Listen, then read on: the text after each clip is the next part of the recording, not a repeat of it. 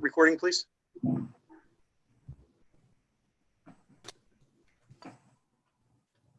Okay. Thank you. Just let me know when is it going now? Give it about 10 seconds or so. Okay. Okay. So Thank it's you good. very much. Okay, thank you. Good evening, everyone. I'd like to thank everybody for attending this evening, our question and answer. Tonight we have several people that are going to be our panelists that hopefully will be able to answer every question that you have in regards to back to school opening. I will start Dr. Henderhan, our superintendent of schools, Dr. Gleason, our director of curriculum, Mrs. Duffy, who is our director of special services, Mr. Moretta, who is our facilities manager, Mr. Smythe, our business administrator, Ms. Cornell, our board attorney, is joining us this evening. And from the Board of Education, we have Mr. Nazar, Mr. Hall, and Vice President of the Board, Mr. Sanfilippo. So at this time, I will turn it over to Dr. Henderhan, who probably has some opening statements. I do. Thank you very much, President Addonizio. First of all, I want to thank everyone for taking time out of their very, very busy schedule to either participate or view in this program this evening. We wanted to provide this community with the opportunity to ask some district level questions. The questions, the panel assembled here is here today is really the district team that most of us anyway that have been working throughout the summer to work to open school for your children and to provide certainly provide a safe environment for your children and for the staff members as well. So with that said, in the interest of time, I'd like to open up with a few questions that I have received from the Wall Township Education Association regarding some questions that they have related to the opening. And one in particular speaks to really getting everything ready. If you've read our district reopening plan, you'll notice that there's an awful lot that takes place in the morning as the students are arriving, whether their parents are bringing them, whether they're being brought to school by bus transportation. Again, if you read the plan, we will be not only requiring a health screening that will be sent out to parents on their cell phones, and we can talk a little bit more about that, but we're also conducting temperature screenings, and we're also taking great care as to make sure students aren't congregating in the hallways, in the gymnasium, in the cafeteria, like that they've done in years past. By this point, we all recognize that this is not the typical school year. So we have to take great care that we have proper social distancing. And one of the great things, really one of the key things, is to provide the staffing to do so. So right now, the district is working with the Wall Township Education Association on adjusting teacher arrival time in the morning. We are looking to we're looking towards having teachers report in the K-8 arena 15 minutes early, and at the high school level 10 minutes early. And these minutes will be returned to the staff members at the end of each school day. We want the arrival to school to be as orderly as possible. And to do that, it's very important that we that we work as a team with all members of our staff to accomplish that. Another question that was asked of us is really the in-service training with respect to the elementary paraprofessionals. So Dr. Gleason, would you like to comment on that one quickly? Sure. So one of the questions was regarding which of the days the paraprofessionals at the elementary level would be reporting. The collective bargaining agreement for the WTEA currently contains language that says paraprofessionals must report on the first day that staff report. So by the language of the contract, paraprofessionals would report on Monday, September 14th.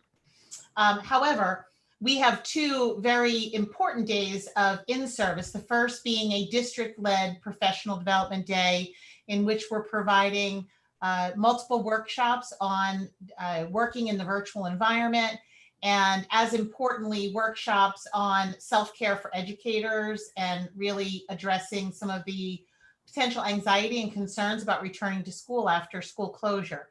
The second day is devoted to district-led building-led professional development. And one could argue that it would be equally, if not more important, for individual staff members to really have a strong understanding of what's happening in their building, from schedule shifts to the virtual environment to some of the unique situations that are, as I say, distinct in the virtual setting or in the early dismissal schedule. So the question was, do paraprofessionals need to be at one day in particular or both days? So in a discussion with the administrative team, while the paraprofessionals are required to report on Monday, September 14th, we strongly encourage our paras to also report on Tuesday, the 15th, and they would be paid for that second day. Okay. Again, we value both days of professional development, and we think both days are equally important for the paras to attend. Okay, the next question speaks to the cleaning of student desks. At this time, I'd like to ask Mr. Moretta to discuss from the custodial perspective, what is going to happen as far as desks being cleaned each night? So during the day, we'll be disinfecting locations. Due to the time constraint during the day, disinfecting will be priority. At night, all high-touch areas as well as services will be cleaned. When I say cleaned, I mean sanitized and then disinfected. You can't just keep disinfecting. When you keep disinfecting, that really doesn't really clean space. You'll see things like dust, etc.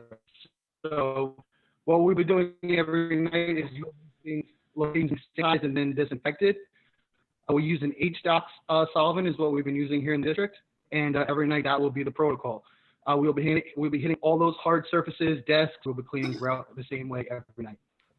Okay, thank you, Mr. Moretta. And I'd also like to add that cleaning supplies will be set up in each of the classrooms, certainly so that staff members can clean the desks. And this is especially important in the older grades when the students change their classes and they change to different rooms. So thank you. The next question that I received speaks to quarantining due to travel to states that are on the quarantine list. So I would like our board attorney, Ms. Cornell, to respond to that.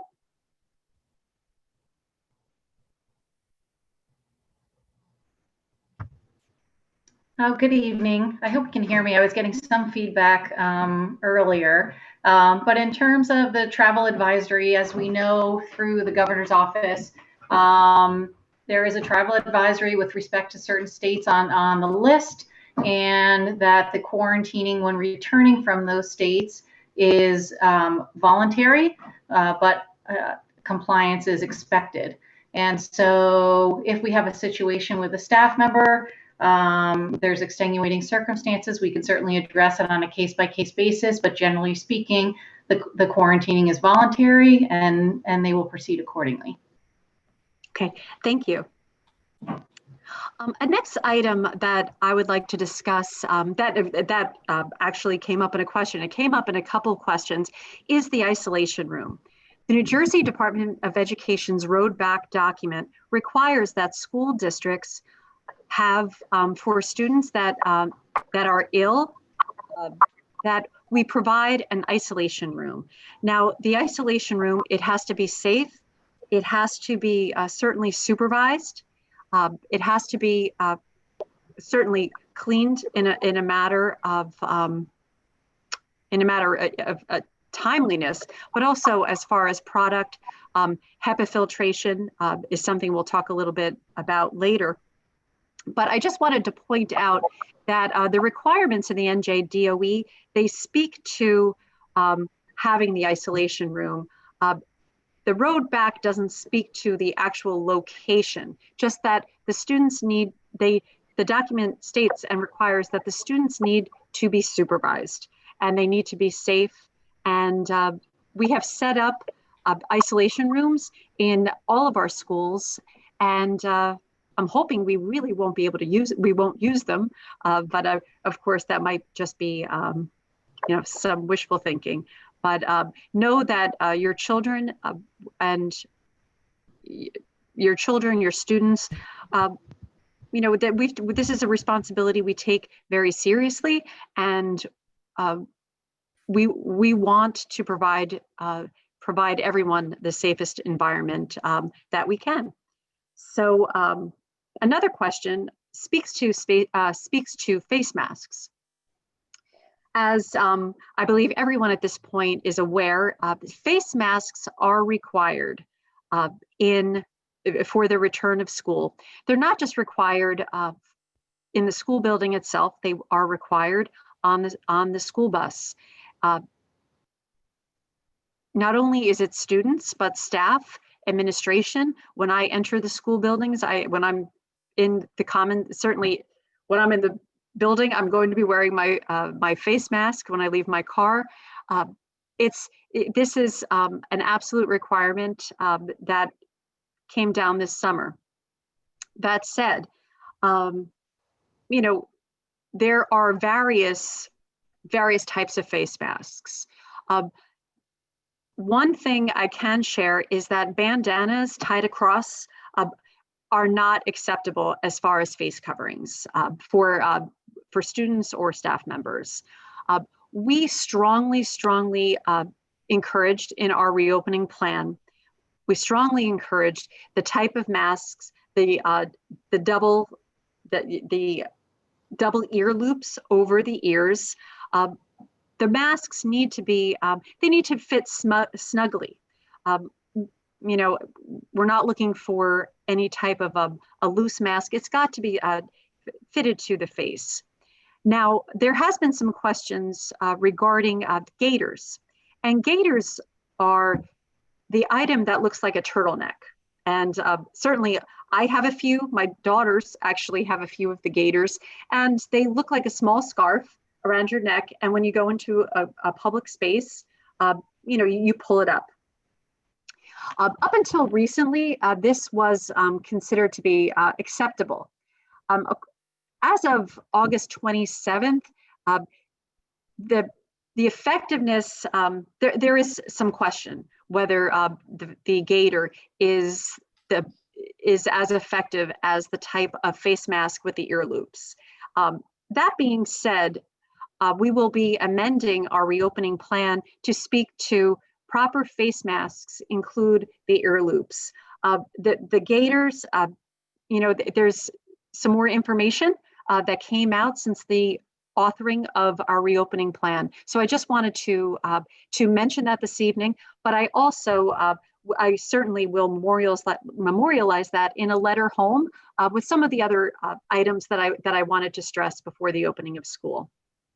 Dr. Hamilton, can I add Yes. one additional item with regard to face coverings? Just a reminder that while bandana style masks will be prohibited, we'll include the gaiter style coverings also on the list of prohibited face coverings.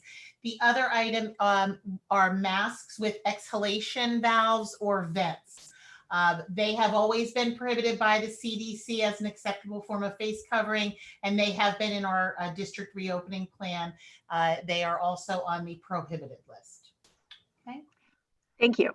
Now, I'm certain that this is not going to become an issue, but if a student refuses to wear a mask, that will be handled in a manner that's consistent with our student code of conduct with respect to insubordination. within our student code of conduct, there are different levels. Obviously, our first step is to administratively in each of the schools to work with the student, to educate the student on why they are required, to reach out to the families, to really punctuate and stress why this is incredibly important. And I'm hopeful that we really will be able to handle things at the discussion level. But I would be remiss if I did not mention that masks are required in school. They are a requirement, and that is the expectation. So I am confident that certainly the students of Wall Township, the families of Wall Township, and the faculty and staff of Wall Township, everyone is setting an example for each other. And I truly welcome the opportunity to meet everyone, even in their masks. So I look forward to that. I'd like Dr. Gleason to really comment on, we've received some questions regarding shifting back to an all virtual environment. And what that would look like. Right now, as most of you are aware, our elementary schools are returning to 5 days per week, all students on an early dismissal schedule. And the intermediate school and the high school, grades 6 through 12, are on a hybrid plan. There may be a time where we are directed by the governor to pivot like we did last spring. So Dr. Gleason, did you want to comment on that? Sure. Thank you, Dr. Handerhan. We have, as you've said, been preparing ourselves for the possibility that we would be required to shift to an all virtual environment. Some of those readiness measures include increasing the number of digital instructional resources and platforms, more professional development that is coming for teachers next week, as well as for parents on Thursday night, how to navigate those digital platforms, which can be really tricky, especially with the younger students where the parents are really their at-home teacher in so many ways, and their children are very dependent upon them to guide them through the day. So we have, as you've said, been keeping an eye on the fact that we may need to shift at any time. Because we have students already moving into the virtual environment, we have the instructional framework already established, and it looks very different in some ways than the instructional framework did back in the spring when we were less than prepared in the best way possible for such a sudden shift. So at the elementary level, where we have completely or fully dedicated virtual classrooms, we have an hour by hour framework for K through 5 teachers. And if we were to shift into a fully remote framework for all students in the district, all students would move into that instructional framework. Now, the framework, while it's structured from, I'll use elementary as an example, while the framework is scheduled from 9:05 to 1:05, which is the early dismissal day, there are opportunities throughout that virtual day for students to take breaks, for students to take a home break and snack time, for students to take a little phys ed break to get some movement. So they are not wired to the computer for 4 hours. There are times that are built in for teacher direct instruction, and then times where the students will work independently while the teacher meets with individual or small groups of students so that they get more customized instruction. So we've already prepared those frameworks. We developed them in conjunction with our teachers who really knew best the engagement level and readiness for some of our youngest learners. And we put together those schedules and time slots accordingly. So we're very much prepared. At the middle school and the high school level, our virtual students who are beginning the year in virtual only will actually be integrated into the classroom. So those teachers, together with the administrative teams, are working on what does that look like to teach a class where I have a group of students on the Chromebook in a Zoom meeting, while at the same time managing my students in the classroom. Now, the teacher will never have any more than students than they would normally have in a regular class were they on campus, but they might have perhaps 12, 13 students in their live classroom and possibly another 8 to 10 at max in the virtual classroom.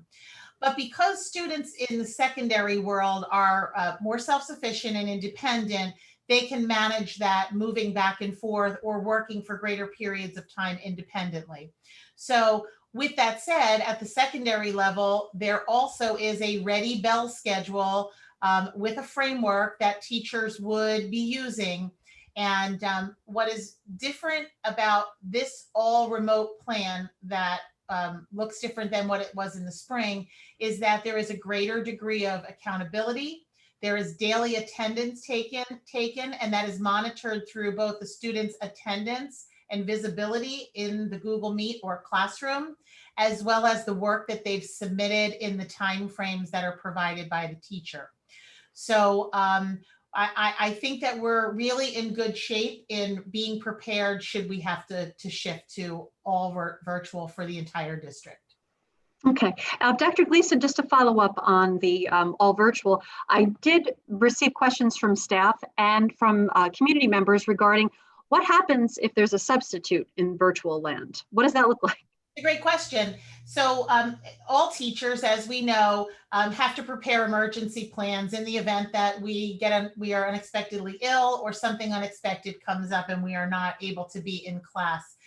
In virtual school, because we don't necessarily have a teacher who's readily available or able to teach virtually, we are going to ask the virtual teachers to prepare plans that are virtual, meaning that they would be asynchronous and they would be in the Google Classroom. And if the teacher were going to be out the next day, he or she would simply release those plans into Google Classroom, and the students in that class would have their plans and would have work for the day. And then the teacher, of course, would be hopefully available the next day, and they would do, like we normally do, some reteach and remediation on the lesson the following day when we see students live. Okay, thank you. Welcome. One question that I get this question from staff, from families. I even received a question from a student, one of the older students. And the question is, how many leave requests has Wall Township Public Schools received regarding, staffing, taking a leave, whether it's for, medical concerns, whether it's for childcare purposes.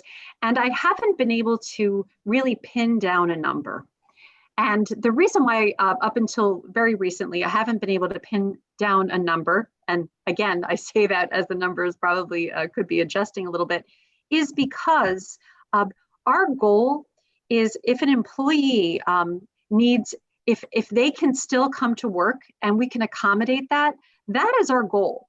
So what started out perhaps as a leave request, thanks to the work of Ms. Duffy, who's on our panel tonight, and building administrators, we have been able to really think outside the box, be creative, so that we can ensure, that our teachers can still teach.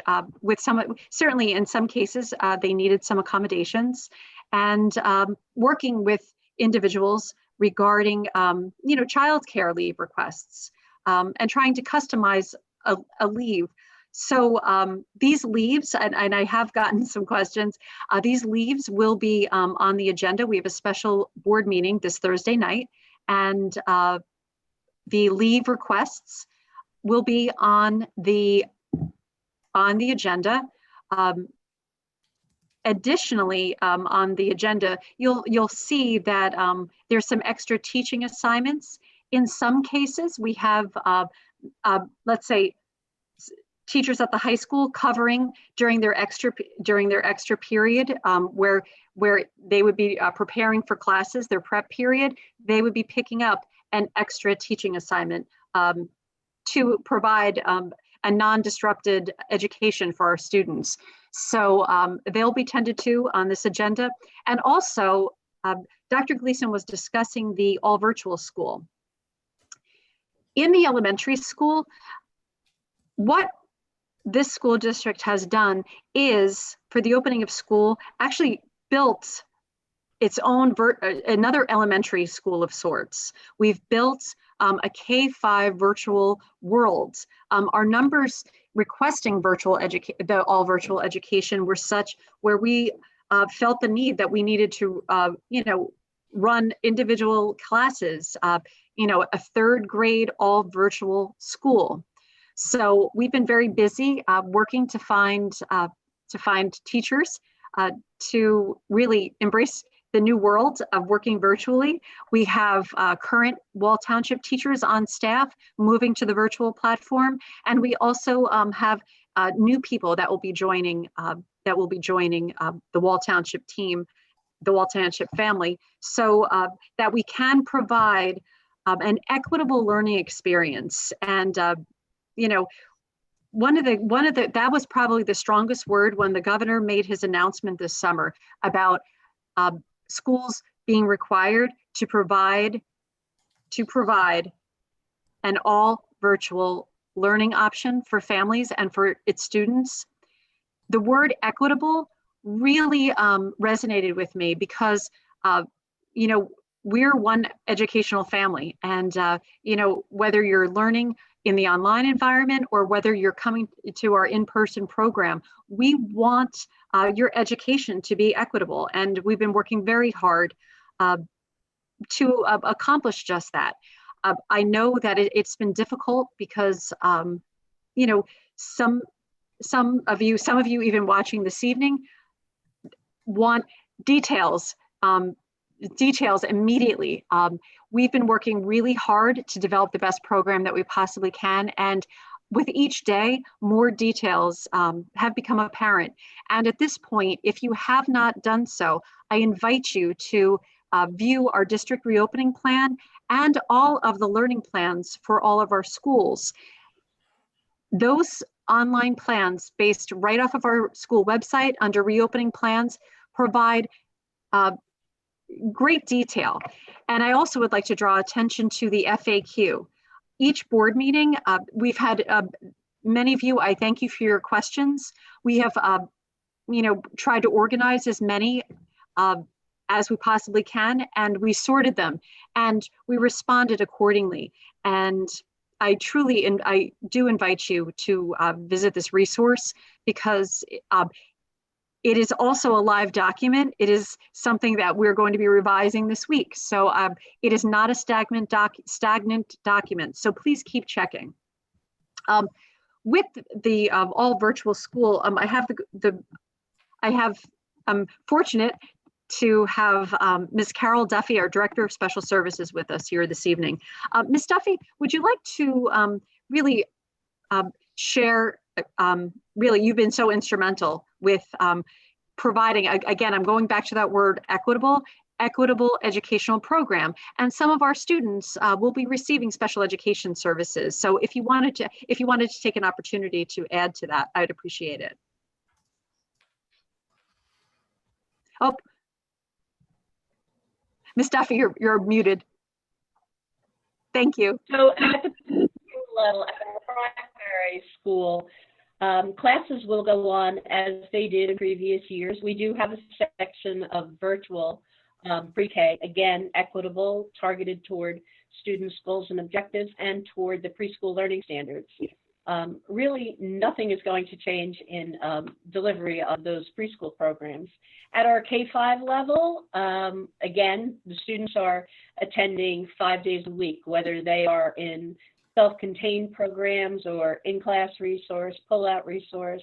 It will be our 5-day-a-week program, and related services will be delivered. And one thing I would like to share with families about related services is that when the students do return, whether it's virtually or in person, but it will be easier, I think, to accomplish in person, students receiving related services will be assessed. And any regression, any failure to meet goals and objectives will be very thoroughly assessed, both informally and formally. And if we need to provide additional services to those children to make up for that sort of regression, we will make a conscious effort to do that in a timely fashion. So at the intermediate school, it's our self-contained students are going to be there 5 days a week in most of our programs, and same at the high school level. Any program where a student is receiving ICR, or if your student is receiving pull-out resource, those services will be provided, again, in breakout sessions with special education teachers. And again, the same thing applies to any related service, regardless of what that service is. So if you have any questions, if you're a parent whose child receives those services and you have questions, please reach out. Case managers will be back, thank goodness, on Monday. But in the meantime, Dr. Samaha, our special ed supervisor, and I will be happy to get back to you with answers to any questions you may have prior to Monday. Thank you very much, Ms. Duffy. You're welcome. I'd like to address another question. It's a very important question, and it speaks to when students are embarking on the bus. We obviously, for safety purposes, over the years have encouraged them to use handrails. And I would like Mr. Smythe, if you could address this question on how we are able to protect our students as they're getting on the bus.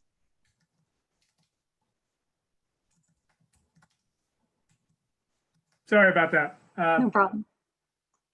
Yeah, with regard to the school buses, we're going to be putting hand sanitizers on the buses so that the students can use them as they're entering the bus as well as when they're exiting the bus. And we're in the process of doing that this week.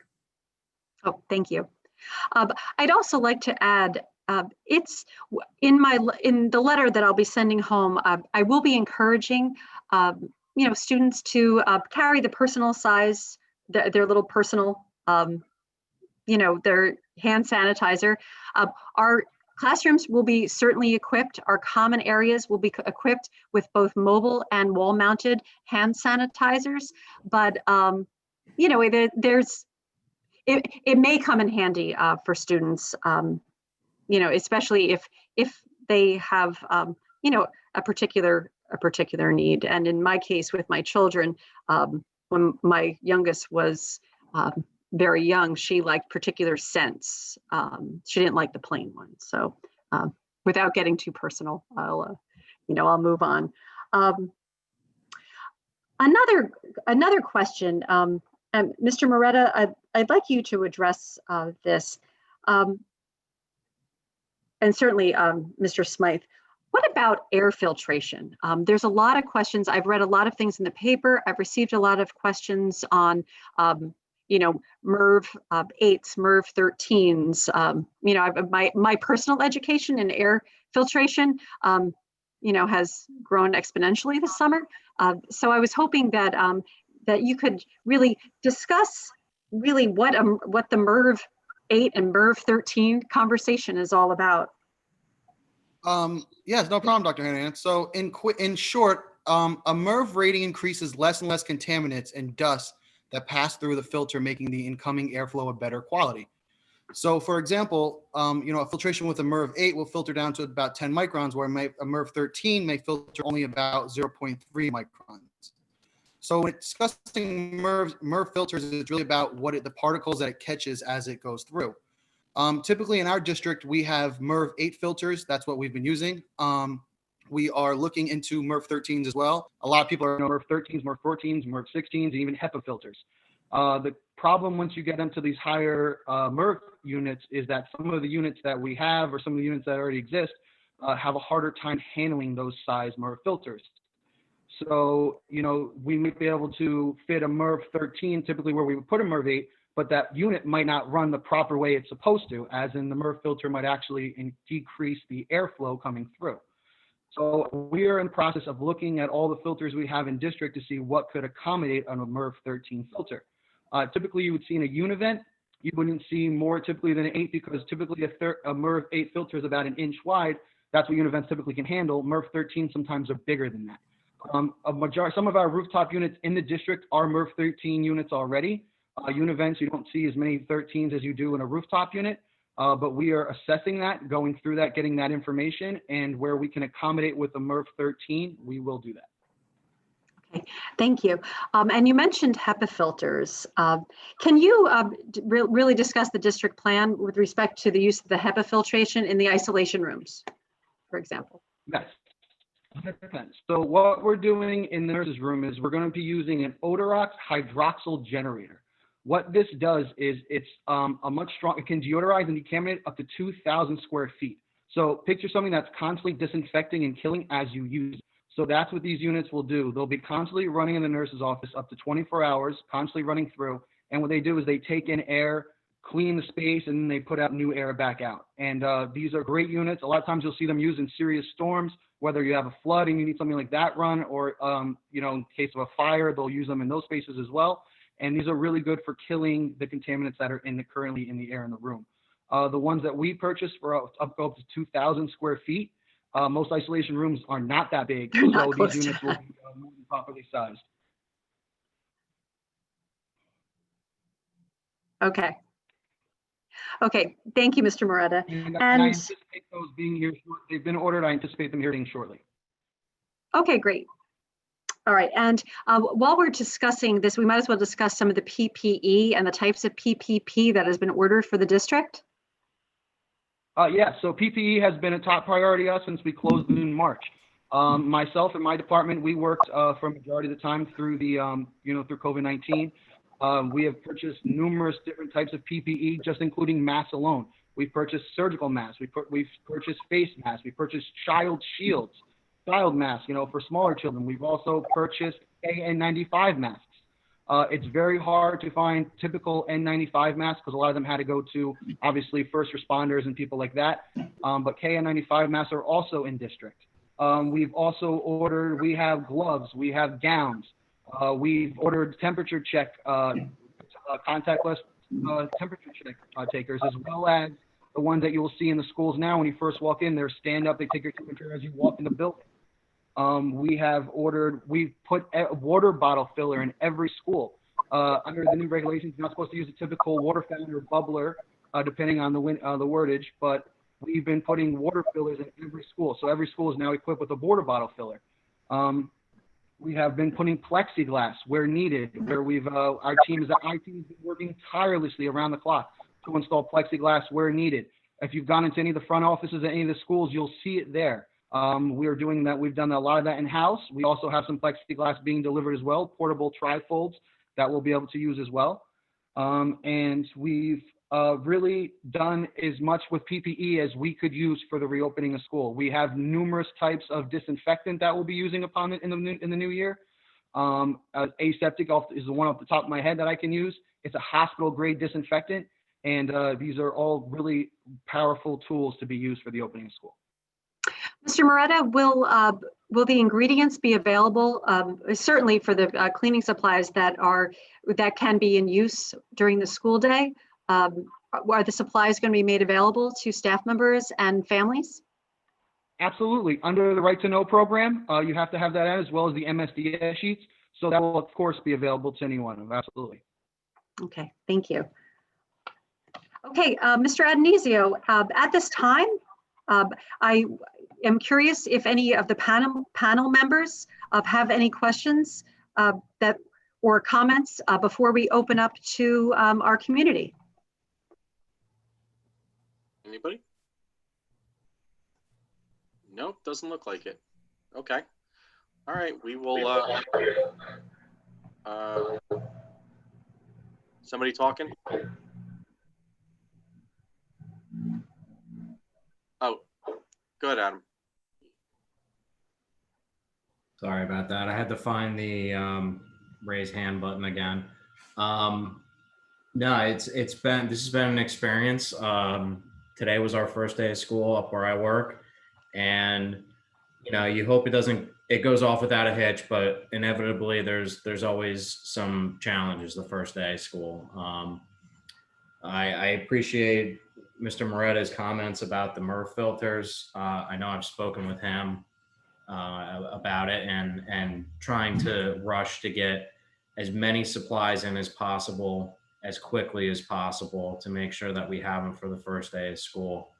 Other than that, I'm glad to hear that we're gonna get some hand sanitizer on the buses to make sure that from door to door and then back again, that's a big part of the equation. I know I've heard from a few parents about it.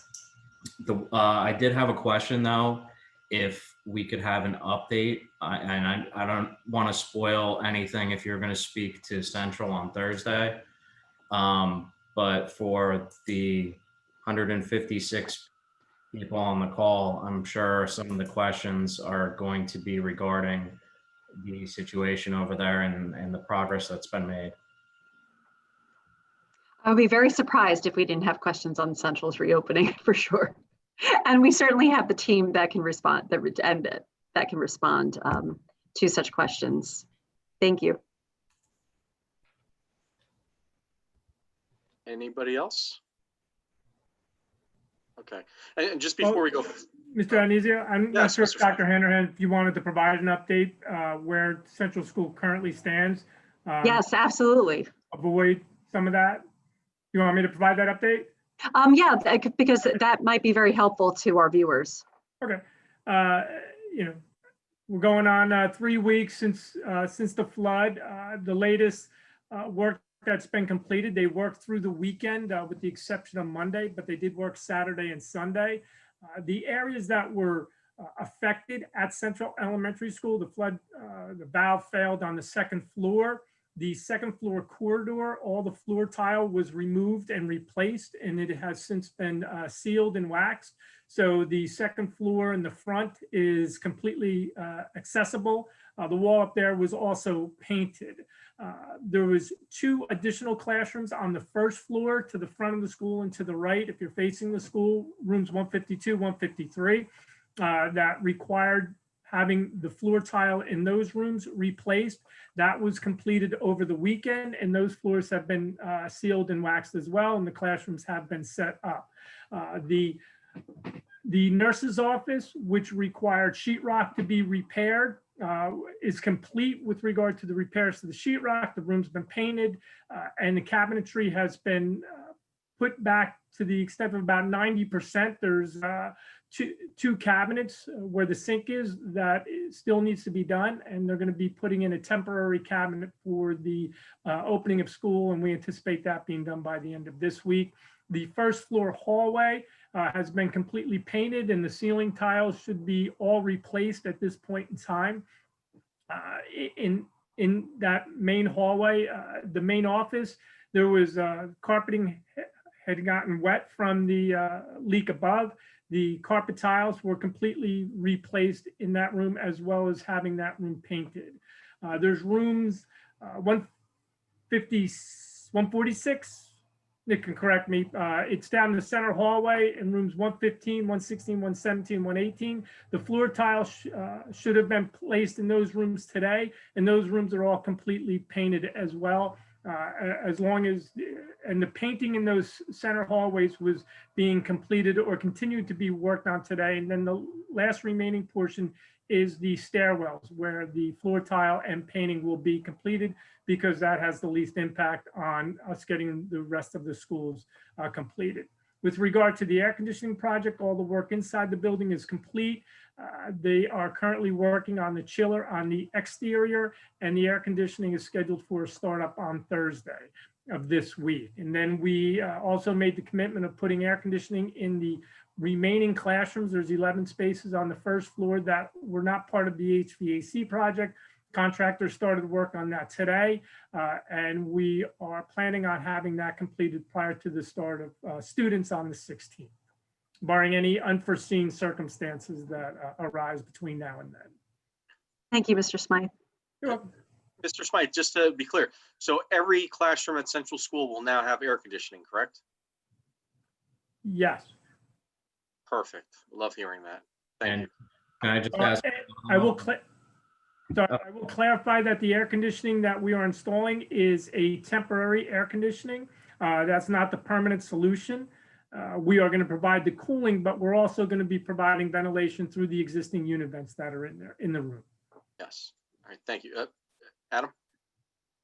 Yeah, I wanted to ask a follow-up. So we're not going to be opening virtual then at Central. We're going to be opening on time, ready to go, giving the teachers as much time as possible. I know that was a concern too, to get in, set up, and get their rooms ready for students. Absolutely. I was over there this morning. Spent a lot of time on the second floor in particular. It looks terrific, and it's we're ready. The central school teachers should work with their principal to get the best entranceway. Because we still do have some work going on, but the work is coming along beautifully. It looks terrific, and I cannot wait to receive students there. Faculty on the 14th and students on the 16th. The school is really looking good. Again, I feel like I need to follow Mr. Smythe's lead, barring any unforeseen circumstances. But right now we're in the cosmetic. We're on the cosmetic end, and the crew is All Risk is doing a dynamite job. And the building, and certainly Mr. Moretta and Mr. Smythe, you can chime in. It really looks good. It really looks good. So I'm very pleased with the progress. Mr. Sanfilippo? I just wanted to, make a comment on how proud I, am of the district and everyone who's really worked their tail off. These were monumental tasks that, everybody's been handling all summer long, and then to get this, sort of monkey wrench thrown at you, in the midst of all of it. And I really think the communication was very well, thought out and, and given out to parents. And I'm just very, proud of the district, and I'd like to thank everybody for all of the tremendous amount of work, that's gone into that. Sounds good. Okay. And one thing I wanted to just acknowledge before we moved on too is besides the people that are here as part of this panel that have done a tremendous amount of work over the last few months. I mean, it's me personally telling them that you have to leave the office by midnight at least, because it's not healthy. But and that's being serious. Our school principals, Mrs. Sergio, Mrs. Embaum, Dr. O'Connell, Mr. Abil, Mr. Laughlin, Mrs. Antonello, and the PRT teams in each school, all the hard work and time they put in to develop the plans and everything. I mean, no plan is perfect. You can go anywhere in the state, no plan is perfect, but we have had a lot of input and a lot of time has gone into it, because at the end of the day, everybody that's sitting here on this call one day will be in the buildings. Everybody has family, kids that work or in these buildings. So when we talk about safety, that's not a joke or something we're just saying. It's absolutely the most important thing. So with that, let us take our first caller. And where did she go? There she is. Mrs. Marr. Hi, everyone. When Nick and Dr. Handerhan were talking about the cleaning of the desks between students moving in and out, Nick sort of went in and out. So I don't think we heard his answer about that. So if we could hear that again, that would be great. Sure, Ms. Marr. Were you referring to during the day or at nighttime? During the day, in between students moving from class to class. So during the day, teachers will be helping with cleaning surfaces. And when I say cleaning, I mean disinfecting. They'll be given a bottle of HSOX where they can spray and then wipe. Due to the quick turnaround at the high school and the middle school, it would be pretty difficult for a couple of custodians to get to every classroom in a 2 to 3 minute interval. We've asked teachers to help with that. They'll be provided the necessary items to help. And what they'll be doing is simply spraying, wiping down the desks, and that will be the course for during the day. And they will have gloves too? Absolutely. Thank you.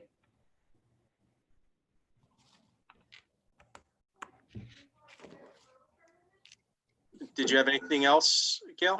No, I'm going to let other people go. Thank you. Okay, thank you. Okay, what else? Mutes,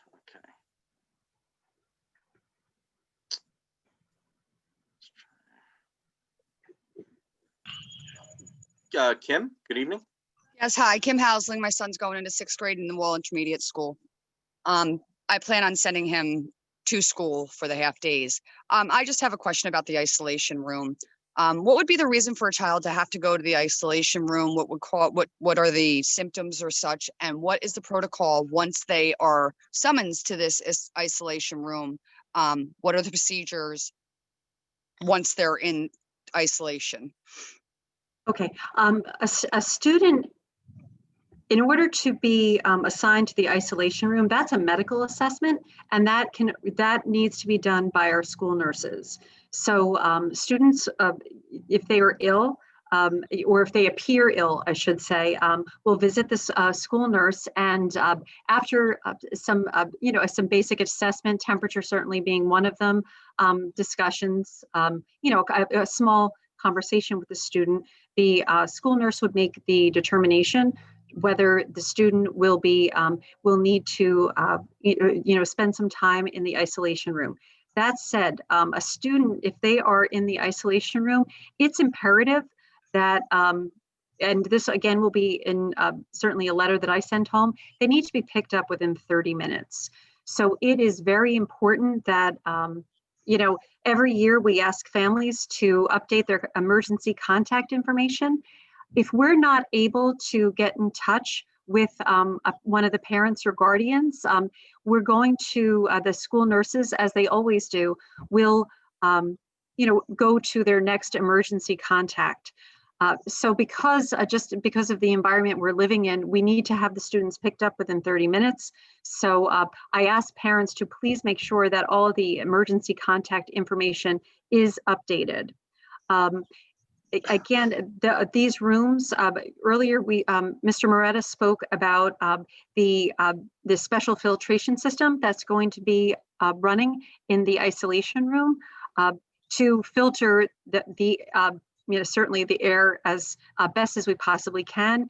And also we will be having the custodians disinfect the room after, after a student leaves. So, Mr. Moretta, am I leaving anything out of the cleaning protocols?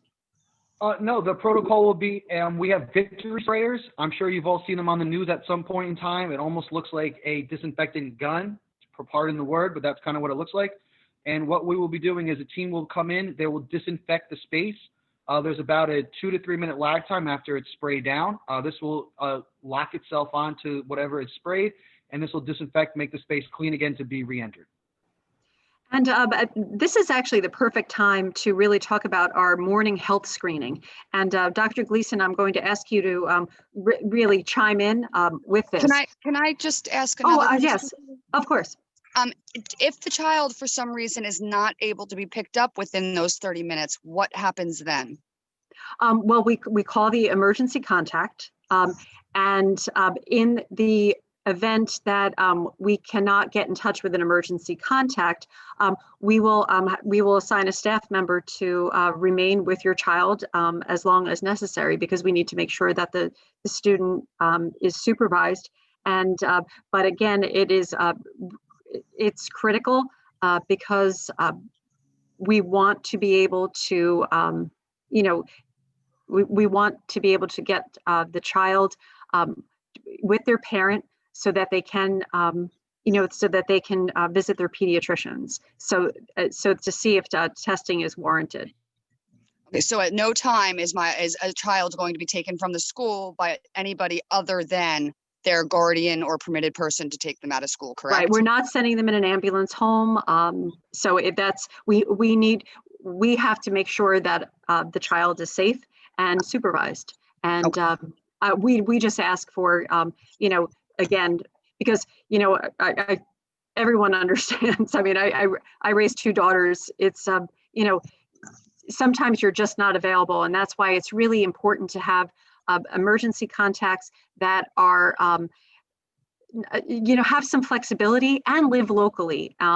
That's something that is really important. So please, please give good thought to, you know, to those that you're using as your emergency contact to make sure that they could be available for, these are last minute calls. They're not planned. So. Right, and I understand the safety of it all. I just want to make sure that there is not a student being taken from the school by somebody other than who the parents permit. No.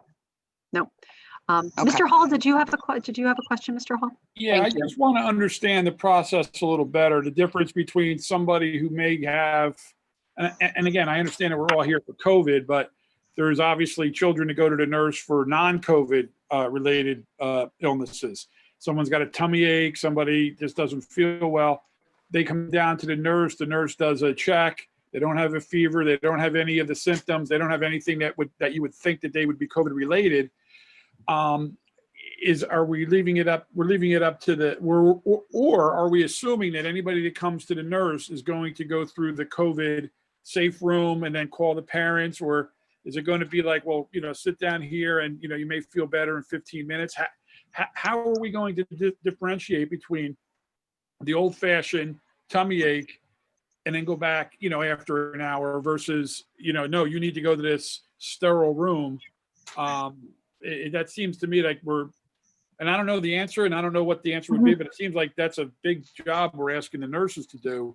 Right. It is a big job. This is a year where school nurses, this is certainly a year like no other, but it's the medical training that will certainly you know, to make that decision. But I will say that we have all of the pandemic response teams, there's areas where just like a pediatrician, there's the well room and then there's the sick room, because we have kids that go to the nurse's office for a variety of things that have nothing to do with communicable diseases. I mean, we have Band-Aids, we, bloody noses. Yeah, right, exactly. So, and we can't, it's a tough call because you don't want to overreact. And that's why it's a medical decision, but great.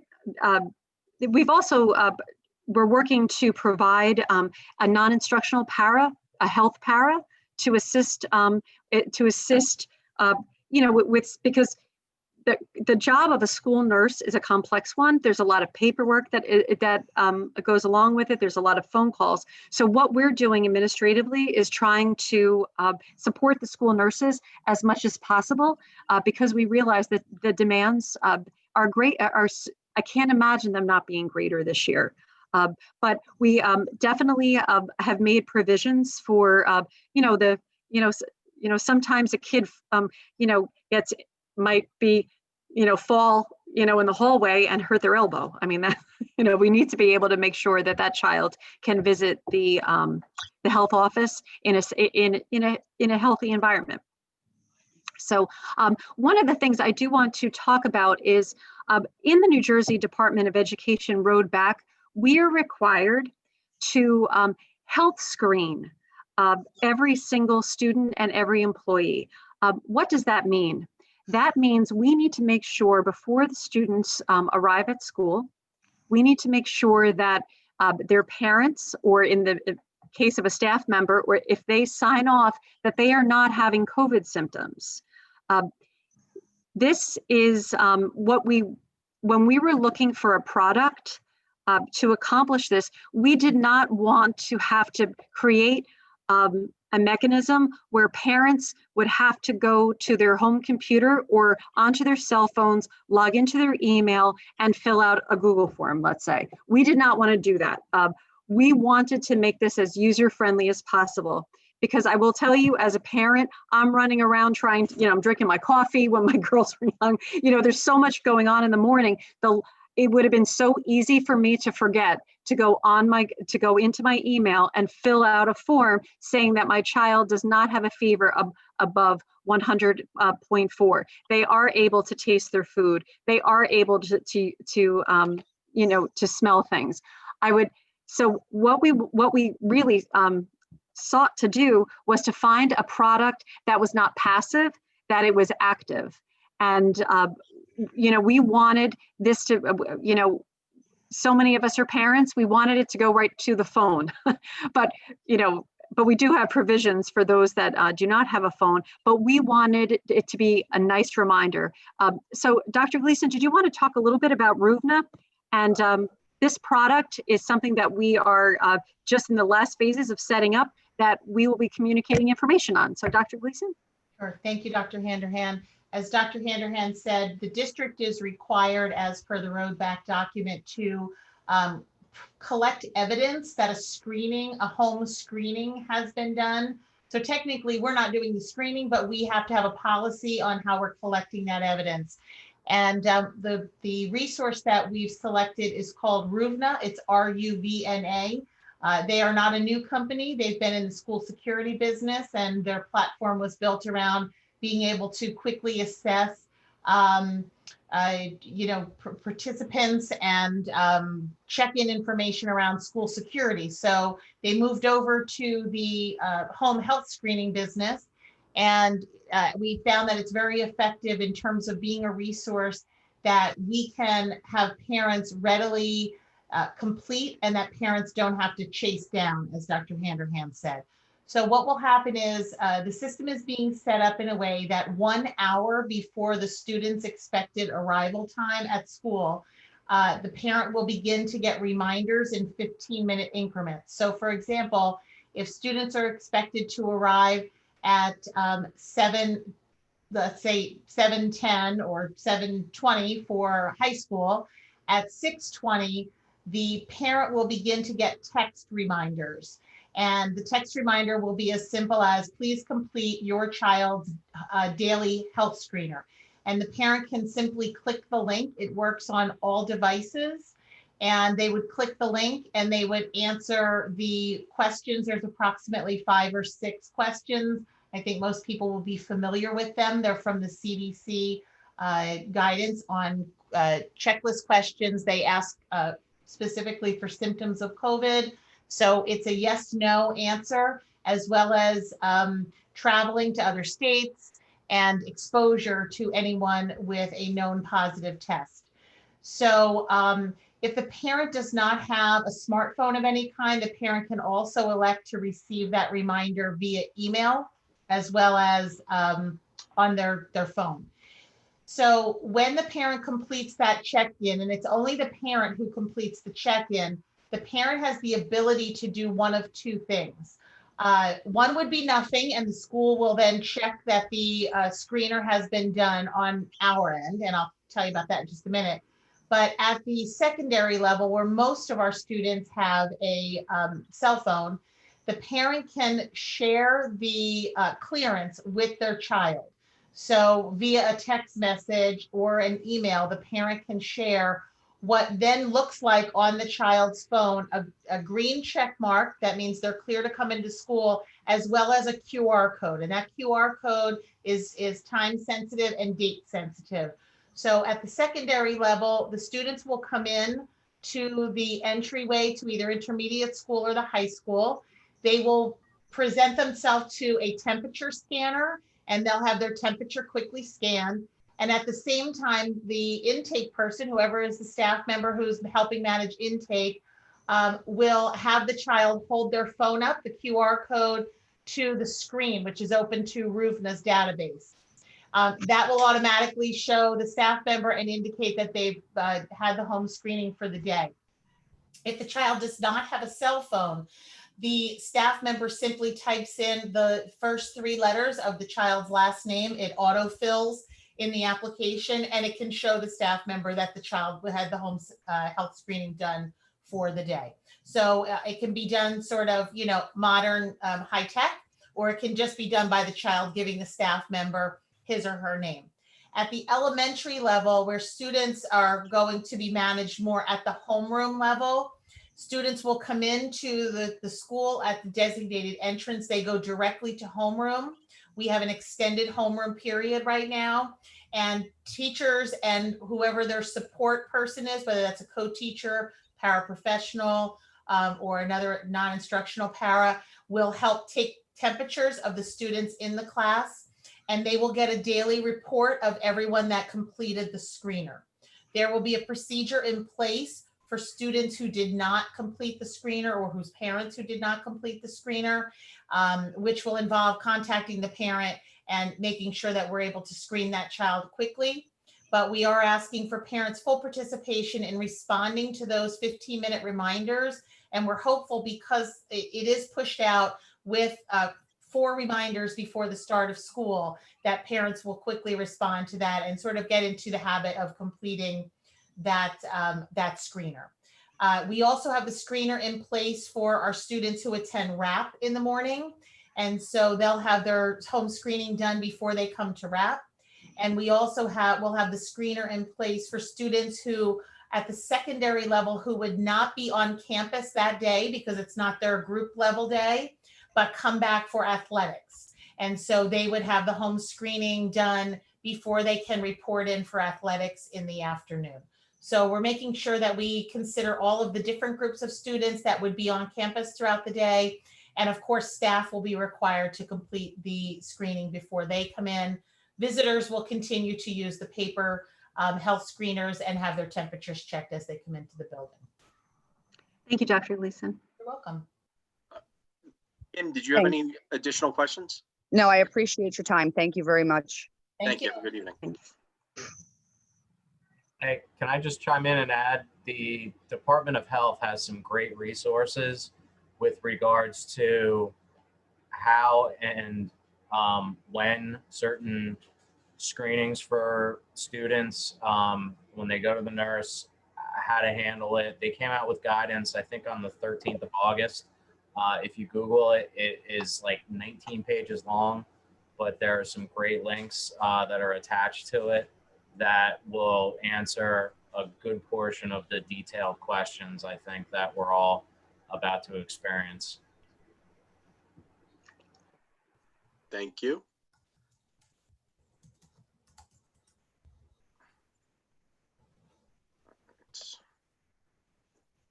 John? Actually, it's Jennifer Sy on John's computer. Oh, okay. Good evening. Good evening. In regards to the plan that was submitted to the state of New Jersey, will that be made public on the website for for the people who use the school to view, or where we are with that, if it's approved or what phase? Because during many of Governor Murphy's reviews, he does talk about some that are reviewed, some are not approved, some are in review. Can you shed a little light on that area? No, absolutely. The plan itself is actually on the website. It's under the reopening of schools. Okay. So I invite you to look at that. And the plan itself, it really is it's a working document. And we have to make it be responsive. With response to the approval, there's a feedback loop with the county offices of New Jersey Department of Education. One area I know that I've been in contact with regarding our plan is when specifically at what intervals the students will be washing their hands after being outside. So there are some small details that we are providing to the DOE.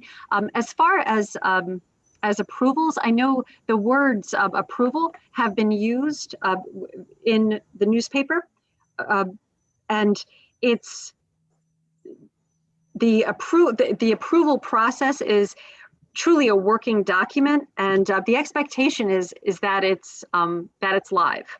So with that, we're working very closely with the county office, and the plan itself is what is submitted to the State Department, to the county offices, was the reopening of schools, the district, not the individual building level. It's the district plans.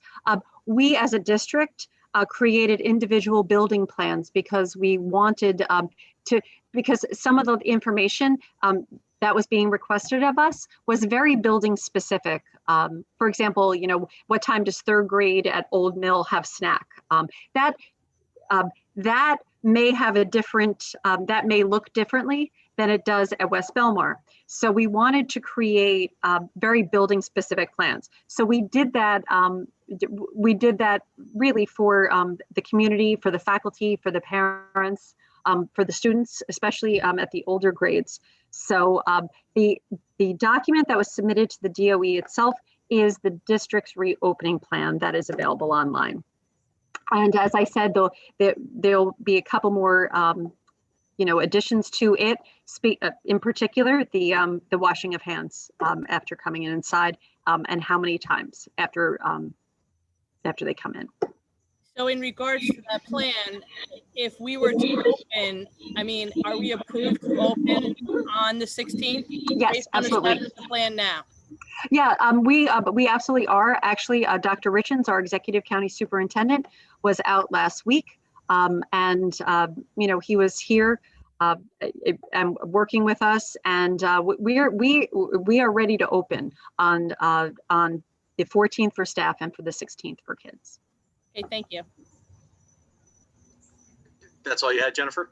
Yes, thank you. All right, thank you. Have a good evening.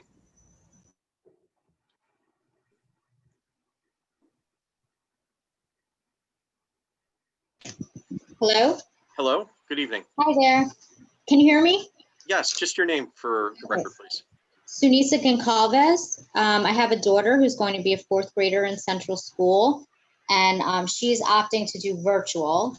I also want to kind of warn you, I have a lot of questions because I'm kind of became the spokesperson for a group of parents that are doing virtual schooling. So you're going to have to deal with my voice for a little while. Okay. That's what we're here for. Go ahead. Okay, so first and foremost, there's a rumor running around that, and I hate rumors, so this is why I'm addressing it, that there aren't enough virtual teachers that are available on the elementary school level, which ties into the next rumor that you will be hiring non-certified teachers to teach the virtual students. And then I also just read in the minutes for Thursday that it is temps that are being hired. I would like to know if they're certified or not. And also, it's also, according to the minutes, it's only until November 6th that they're hired. So I would kind of like those questions answered, because that's not really what was promised to us. We were promised we would have actual teachers within the district, and now it's kind of changed. So the parents aren't exactly happy about hearing this. Okay, so we'll start. So Dr. Gleason and I will definitely address this question. Well, first of all, as far as a rumor, we are still staffing the virtual school. I had interviews this morning. I'm interviewing tomorrow as well. We are we are hiring. I have names on the agenda of experienced teachers that are looking to work again in a public school district. As far as the, it's a blend. It's a blend of Wall Township existing teachers, and we are approving teachers to help us staff the virtual school. Now they are temporary in nature. These are positions that the teachers, they are certified. They are working, they're functioning as teachers. They're crafting lesson plans. They're delivering instruction. They'll be assigning grades, all of the functions of a teacher. We decided, because of the uncertainty of the current the current climate, that November 6th, right around the close of the marking period, and if needed, we will revisit. What we need to account for is there may be parents, there may be students that wish to return back to the in-person instruction. As you'll note, we have points for elementary school. Students may change their placement they may leave virtual and go to in-person instruction at the midpoint of the marking period. From 6th grade through 12th grade, it's at the end of the marking period. So what we need to do is really be responsive to the numbers. And there may be, the possibility exists that we'll lose half of the all virtual students to go into in-person instruction. That is unlikely, but it may happen, and we have to take safeguards to compensate for that. So it's if we are able to extend that, we absolutely will. It's going to be a numbers.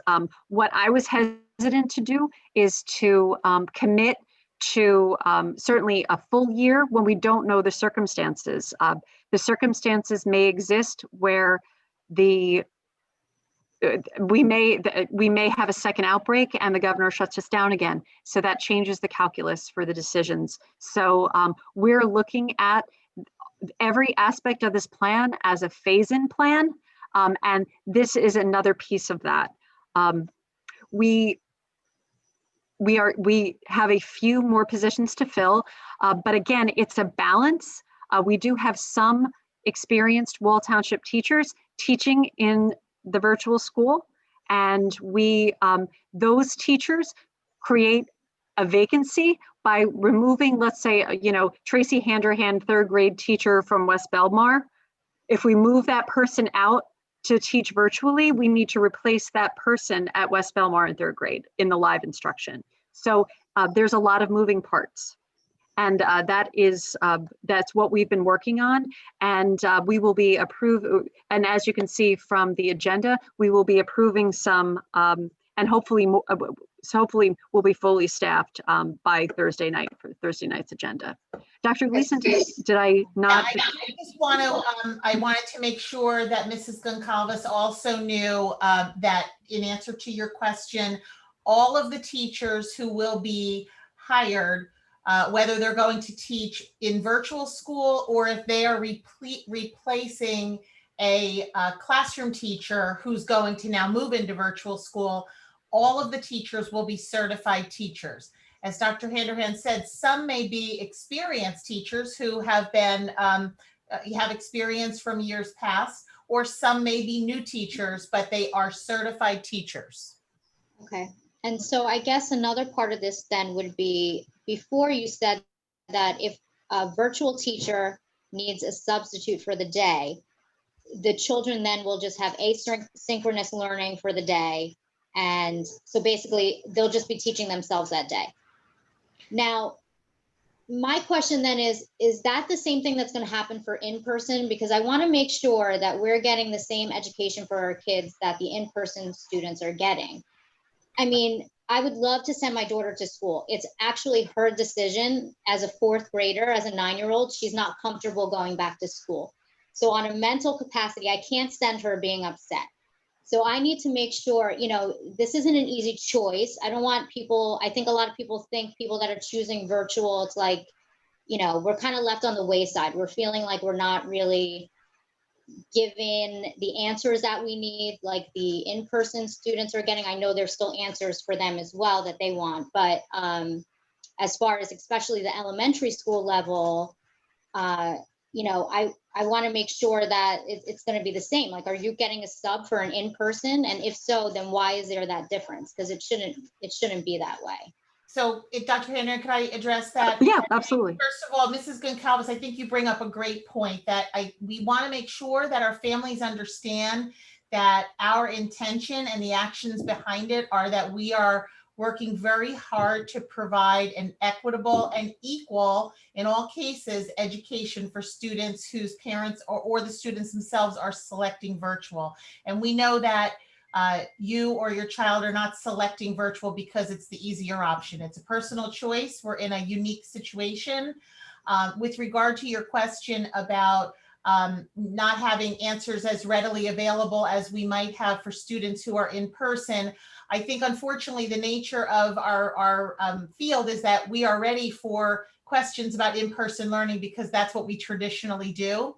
And this is all new for all of us. And we are working very hard daily to make sure that we are equalizing the field for students in both cases.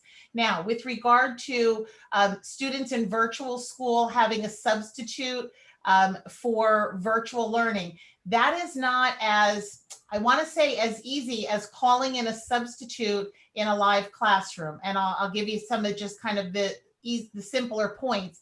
When a teacher is called in as a substitute for a live classroom, he or she is prepared by virtue of their education to come in and work face-to-face with students. They have sort of their books and everything right there and ready to go. When you are now a virtual teacher, which is brand new for everybody, we were not built for this in K-12 education and certainly not in K-5. It is hard to get our talented teachers who are experienced ready for virtual learning. And it is even more difficult, if not impossible, to find a substitute who has that skill set. What we are allowed to do, and we'll have to be using that option, is for parents who are choosing virtual school for their child, we are expected to provide a blend of synchronous and asynchronous learning, and making sure that there is live teacher interaction. And that is what our instructional framework is designed to do. But if a teacher is out sick, and we do not have a pool of virtual teachers, which we do not have a pool of virtual teachers at this time, and I don't know that any district does, but we'll certainly be continuing to look for them. But our job at that point is to make sure that there is instruction and learning that is provided for the student on that day. And our hope is that those days will be very far and few between. Our teachers are very dedicated. Our hope again is that, we have very limited absenteeism, but it won't look exactly the same in all cases, but we are working on all of those parts as we go through this. So then when a child decides to go back to in-person, now, I want all the parents knowing that I'm just talking on the elementary level here. So I'm not talking about middle school or high school. I know it's very different. But for the virtual level, I know, obviously you have more in-person teachers. So when they're getting placed back, you're saying they're not guaranteed to go back to their home school. But if there are enough in-person teachers in the schools that you're having a problem finding virtual teachers, then I'm wondering why they wouldn't be allowed to, why wouldn't the room then be there? Because obviously there's multiple classes in each grade and the teachers are there in person. So also, it kind of goes to the thing that if everybody chose to do in person and didn't do virtual, you would find the room for the kids. So why now all of a sudden would you not have the room for that child? Well, I'll speak to that. This summer, I'm sure you remember that we sent out some preliminary surveys regarding parents that are interested or students that are interested in participating in school with a virtual option. Now, when we made the decision in elementary school, there were a couple paths that we could have taken. We opted, as you know, for the early dismissal 5 days. Another option could have been the hybrid, the model that we're following at the intermediate school and at the high school. What that does is that allows essentially half the roster to be in the particular classroom. One of, and you mentioned not being able to necessarily go back to the home school. One of the limiting factors in all of this, which is, this is bluntly the hardest piece for me, is that the square feet of a room are dictating educational decisions, and for me that's a tough pill to swallow. But it's the reality that we are faced with. We need to the greatest extent possible, 6 feet 6 feet for social distancing purposes. For those instances where that can't be attained, if it's, let's say, 5.5 feet, we have to provide, or we are choosing to provide, and the our local county superintendent wants us to use these, the plexiglass, the trifolds, to provide a second layer in the cases where where we can't have the exact 6 feet nose to nose for the desks. So that decision is based in many ways on square feet. We have live in-person classrooms in non-traditional areas. We have, I know in one in particular, we have one 5th grade class in one of the schools in the media center. These decisions are made because of the social distancing pieces. So that being said, is there more flexibility with social distancing on a hybrid schedule in elementary? Yes, there is some more, there's definitely some more wiggle room. However, the survey feedback that we received last year from parents of the elementary school students is that they wanted something much more structural. They felt that, the requests, the interest for parents sending their students 5 days a week was in the elementary was vastly greater than the other areas. So we've had to make some tough decisions. And some of the hardest things that I've had to do this summer, under arguably one of the most challenging summers of my career, is informing a student who has gone to elementary school X as a choice option, exercising the choice policy, and then telling them that they have to go back to their home elementary school this year because of social distancing purposes. That's an incredibly difficult thing, and that's what we've had to do. And that's largely based not because the children are not wanted, certainly at a particular elementary school. It's because we have to account for every square foot in the classroom. And it's unfortunate that that type of metric has been really forcing our hand to make educational decisions that would not be made, but not for the social distancing mandates. Okay.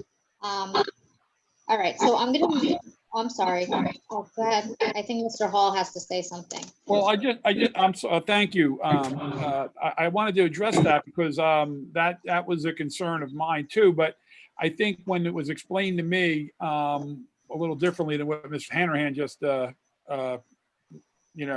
talked about, is that if you want to send your children back into school and you're a central parent and central is the classes are just right at the right level, and you get 6 kids in 3rd grade that all want to come back in central and nobody wants to come back in Allenwood, the question became well, how do we put those 6 kids back in 3rd grade in central so that we can't fit them we cannot fit them into the actual building, but we have room over in Old Mill or in Allenwood. So I think that's when we're talking about somebody opting back in and not being guaranteed to go back to their home district, it's a product of who's going to opt out. I mean, I think Tracy and Lisa would agree that you would always prefer to do that, right? That's what we're hoping to do. That's the goal always. That's the goal would be to always do that.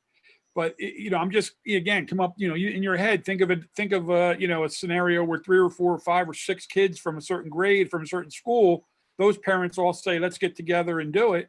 They're all going to go back. There's no room. But like I said, in Wells Belmar, we could put 3, and in Old Mill, we could put 3.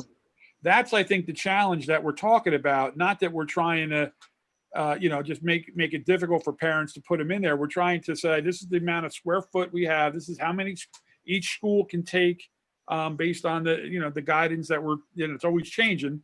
But that's the challenge that we're up against. So again, I understand your concern, and that would be, understandable if your kid if you live in Central District, and then all of a sudden your child's going to Old Mill. That might be like, wait a minute.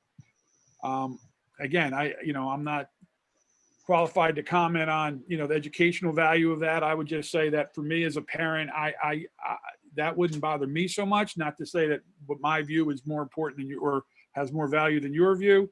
I think most of the kids, they play sports with the kids in different schools and things. So while it would be more of an inconvenience for me as a parent to than it would be, say, for the child. But again, that's just my personal opinion. And again, your concerns are valid. I just think that's the rationale that we're working under, is that too many might come to one school and there may be openings here and filled up there. And how do you manage that to keep everything as safe as possible? So again, I don't know if that answers your question, but that's the rationale from what we're dealing with. No, I understand. I mean, again, I've collected questions from, probably about 50 something parents. So not that I have 50 something questions. It's only 14, but I mean, it's just a lot of concerns that we have as, on the virtual end of knowing what's going to happen for our kids. And, we all understand that this is a very difficult time for everybody. But, we want to also have answers for our children. Like right now, I can't give my daughter any answers and she's old enough to understand things. So I want to be able to discuss it with her so that she knows what's going to happen with school. So another parent wanted to know that being that the kids can't necessarily go back to their homeschool, will virtual be offered all year long, because their children might then feel more comfortable just staying virtual instead of going to a different school? Is that going to be an option? Can I answer that, Dr. Handerhan? Right now, Mrs. Goncalves, we are permitted to offer virtual school under the governor's orders. So as long as those orders are still in place, that makes all remote learning an option. We would be able to provide that, but that's to some extent out of our hand. If that option is removed and we move to a place where we are no longer in a pandemic and the governor and the Department of Education do not allow schools to do that, we would not be able to do that because it would not be approvable. So we're just really going to have to wait and see what happens there. Okay. And so do we still contact our homeschool for any concerns and questions, meaning our principal? Who do we contact if our child has to be absent? Is there going to be like a different type of office that we contact, or is it still, would I still, message Dr. Antonello about, any issues I have with my daughter?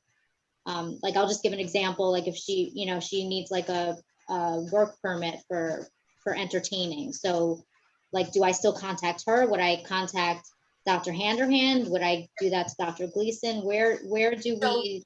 All parents that have requested virtual school for their child will be receiving a letter from the district this Friday. And it's going to have specific information. Hopefully we'll answer a lot of those, if not all of those questions, from contact information and communication, expectations for attendance and participation, the instructional framework broken down by the hour and minutes, how to work through special area subjects, how to get your curricular supplies, technology support, if you have any issues with connectivity, food service and distribution of meals for eligible families, what the policy is on requesting a transition back to campus classrooms, and then also information about a virtual orientation for kindergartners, so that you have some opportunities for kids to meet their. So that's most definitely coming to us on Friday, because that does cover a lot of questions. So I'm not going to ask them. And I just read to you all the topics. I composed it myself, so I know you're getting it, and I'll be sending it out. But just to answer that specific question, every child that's assigned to virtual school is also simultaneously still associated with their neighborhood or home school. And so your attendance in virtual school actually gets assigned to the home school. We have to report on attendance as part of our state reporting. So that'll be moved to your home school. So if there's an issue, just like you would if your child was on a campus class, you would first speak to the teacher. And then if you had an issue that you were not able to resolve, you would contact the principal of your child's home school, in that case, Mrs. Antonello. And then if it rose to the level of not being able to be resolved at the building level, you would then contact Dr. Handerhan or myself. And depending on what the question was, building use or various things like that, that might be addressed with somebody else. But it would follow the same chain of communication, and you would still be associated with your child's neighborhood school. Okay, so we would still contact our home school. Correct. But all of that information will be in this letter to parents that'll be out to you on Friday. Will the platform that we're using for virtual learning also be in that letter? That will not be in there because teachers may use one of two. They'll either be using Zoom or Google Meets. And then at some of the younger grade levels, they're integrating like they did in the spring seesaw. So we're giving the teachers the autonomy to communicate all of that information. But we do want to make sure that parents have all of the login credentials. That'll be coming through your teacher. But this Thursday, we are offering a parent university, and it will be recorded. So anyone who's not able to attend the virtual workshops, all of the workshops will be on the district website. And we have, I believe, 15 workshops being offered. Probably at least more than half of them are designed for parents of elementary students. And there'll be a live teacher working through, you have choice to go to 3 different workshops on Thursday night. And they'll walk you through all the different platforms that teachers use, or just some of those digital resources. And you'll have an opportunity for questions and answer in each one of the workshops. Okay, and then someone else would like to know, 4th grade students, will they be able to join band or orchestra? And if so, how will this be implemented? Same thing for 3rd graders. Will they be able to participate in instrument discovery? I would have to speak with the principals as we work through. We're still in the midst of working through how we're managing instrumental music in the morning. I'm not sure if band is happening at the elementary right now because of the size and social distancing and the actual physicality of instruments and aerosols. But I do know that instrumental lessons maybe that will likely be an option for virtual students as well. But that would be the case for both on-campus and virtual students. Okay. Okay. Just as a note, I would want to say students, and I'll put this in the high school context. If a student is in the all virtual school, they are still eligible to participate in athletics. So while we're on that, I just wanted to throw that out there in case someone was wondering that question. But we've been fielding a couple questions to that effect. And then my next question is probably more for Ms. Duffy, because it deals with 504 and IEPs. I'm just going to read verbatim what somebody wrote me. So normally some students would have a para in the classroom at all times for one-on-one instruction. When we went virtual in March, students with 504 IEPs would meet with their teachers for one-on-one instruction outside of normal teaching hours. Will this remain the same, or will there be a new plan for virtual students? Also, a mom spoke to someone in special services who said that virtual children may be able to go to school for their OT, PT, and speech. Other districts are doing this for children with IEPs, but she never received a follow-up call confirming they were putting this in place. And she was also told it can be done because the therapist will have the time blocked off for the child anyway. I got a doozy for you, Miss Duffy. No.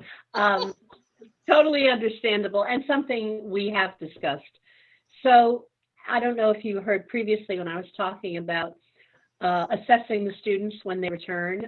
As I say, more easily done in person than virtually, but we're going to look at every student individually and see if they've regressed and develop a plan for how to recoup that regression. So as far as students who are taught virtually coming in for additional services, therapies will still be available to them remotely.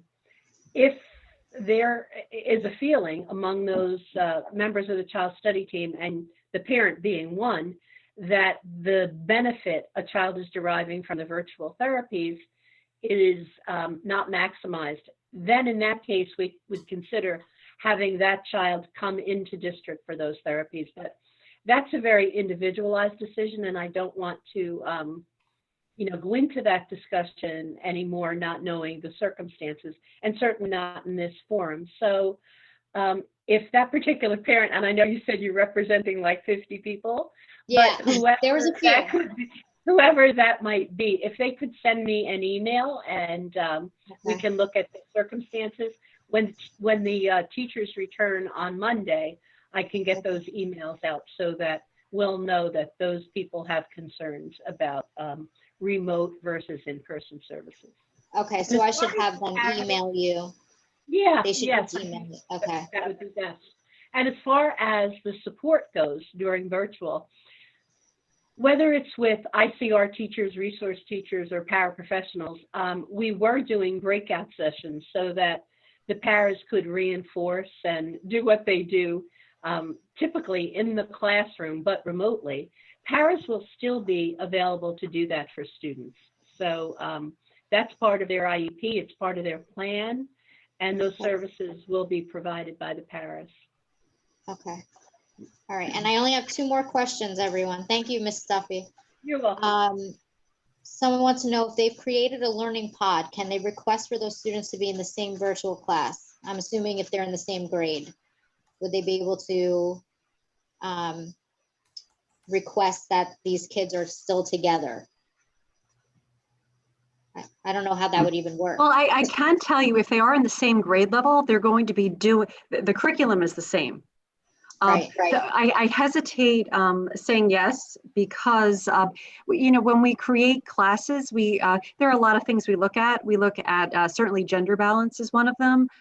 So there's also, you know, there's factors, principals, you know, they have a lot of insight that I certainly, you know, when I was a principal, you know, sometimes there's a lot of information that a principal can bring to the table when they're when building a class. But at the most basic level, gender balance is also a piece of it as well. So but I will tell you that if they are in the same grade, the work will be certainly they should be able to work together on their off time. Okay. There's And then my also last question. Okay. There's also there's a 50% chance they'd be together, and a 100% chance in 5th grade. We have 2 sections per grade level and only 1 section in 5th grade. Oh, okay. So there's only 2 classes per grade. So what is about what is the number? Is it about 20 something students per class? Is it the same as like an in-person or? It's no more than it's comparable in person, and it's, you know, it can range anywhere from you know, 13 up to about 25 tops.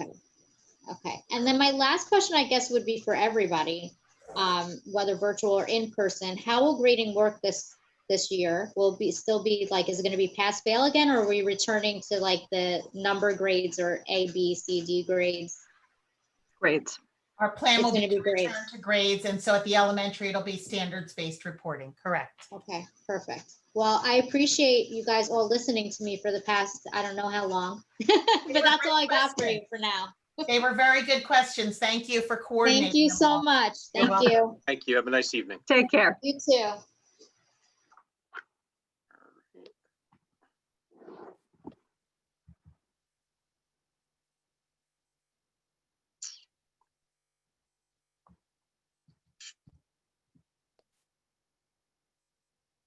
Sometimes unmute doesn't come off right away.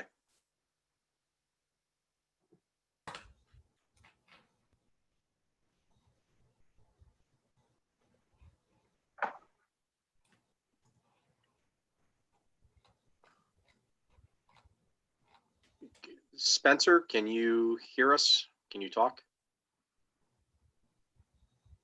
Not yet. Can you hear me? Yes, good evening. Hi, my name is Spencer Kroll. I have 2 students who are going to be in kindergarten and 1st grade children at Allenwood. I'm also a physician, so I've been dealing with sick patients for a while.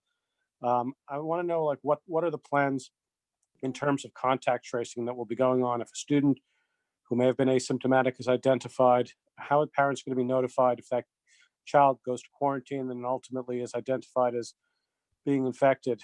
What is going to be the contact scheme to notify other parents in that the child has been exposed to? Okay, well, the first thing need to do is to be in communication with our local Board of Health. The principal, the school nurse, and I will be on the phone with our local Board of Health. And at that point, we'll be sharing in a contact tracing.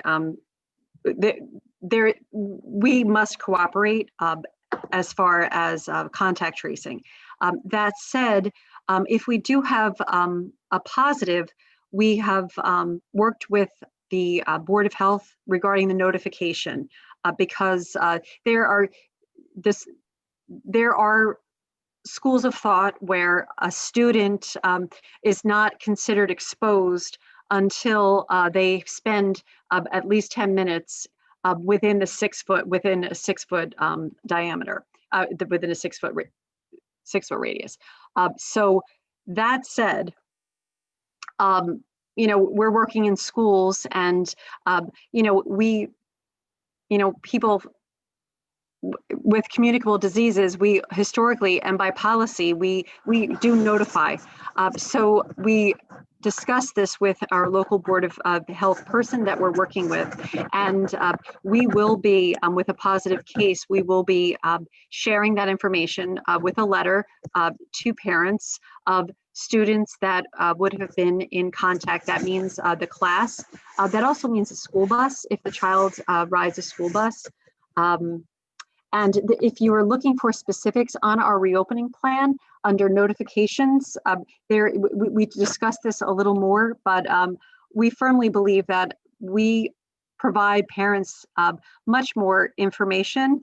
Well, we provide information, and I'll use the reference, like if a student in elementary school has lice, we have a lice letter that goes home.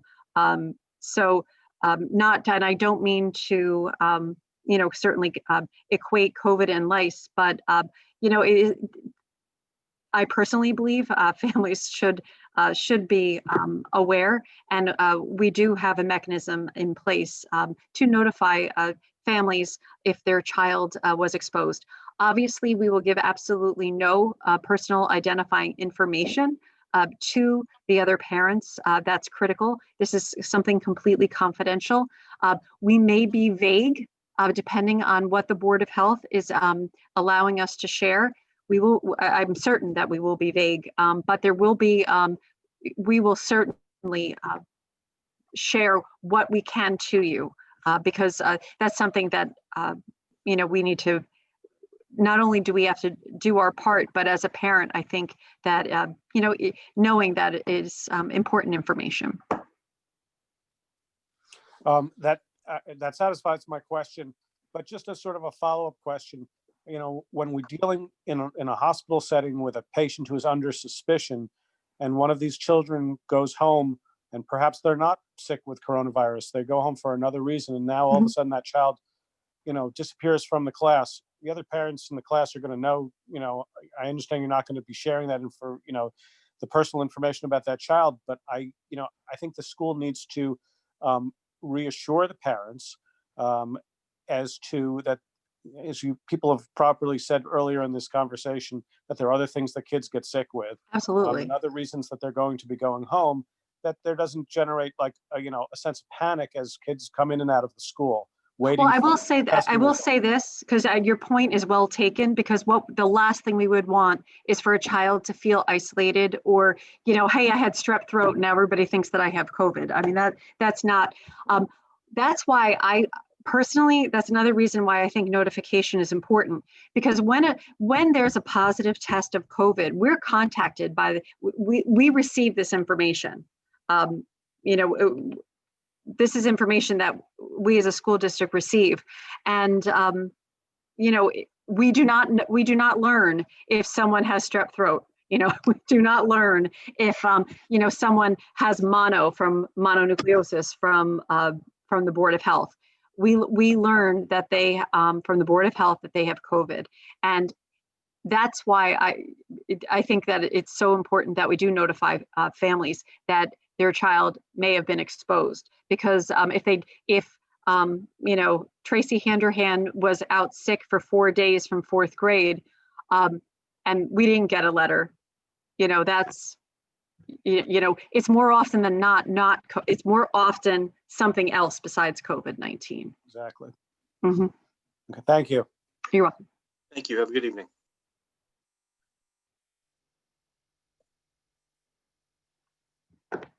Jocelyn?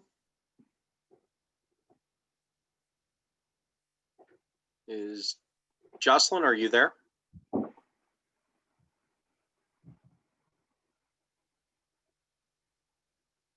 Jocelyn? No. No. Jocelyn? No. Okay. We will go back. Where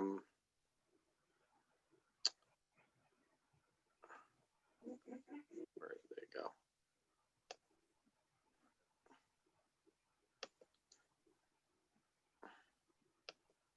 Anderson, I just promoted you because you have an older version of Zoom. Oh, there we go. There you are. Good evening. My question's regarding special ed students. So my son goes to the middle school. He has an IEP. There was some information that came out that said the students would be going 4 days a week if they had an IEP. Is that true? And what does their instructional day look like? So if he's an A student, if he goes to school on a B day, what does that B day look like? Is he receiving the same instruction or is there a different plan in place?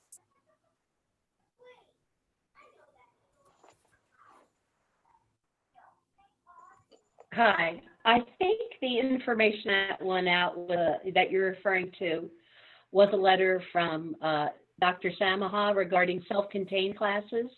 And I think that's the letter you're referencing. So, you know, I'm not sure, again, and I don't want to discuss specifics of any one student. So you can certainly email me if you were in receipt of that letter and we can. Oh, so you had to receive a letter for the 4 days? Yes. Okay. Yes, otherwise, if a child has pull-out resource, in-class resource, one of those programs, they're following the typical. So it's not everyone that receives an IEP? That's right. Correct. All right, thank you. You're welcome. Thank you. Have a good evening.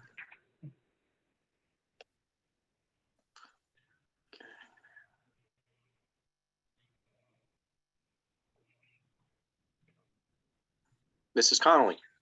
Mr. Adonisio, how are you? Good. Good evening. How are you? Good evening. Thank you. I'm good. First, I just want to say thank you to everybody for holding this town hall tonight. I think it's really important to have this outreach to the community. So thank you for your time, especially when there's probably very little of it to go around with everything that you're dealing with. Excuse me. I have a couple of questions and they're going to seem all over the place. So I apologize for that in advance. I want to start with questions specific to Central School. Because I do have a son who's going to be a 5th grader there.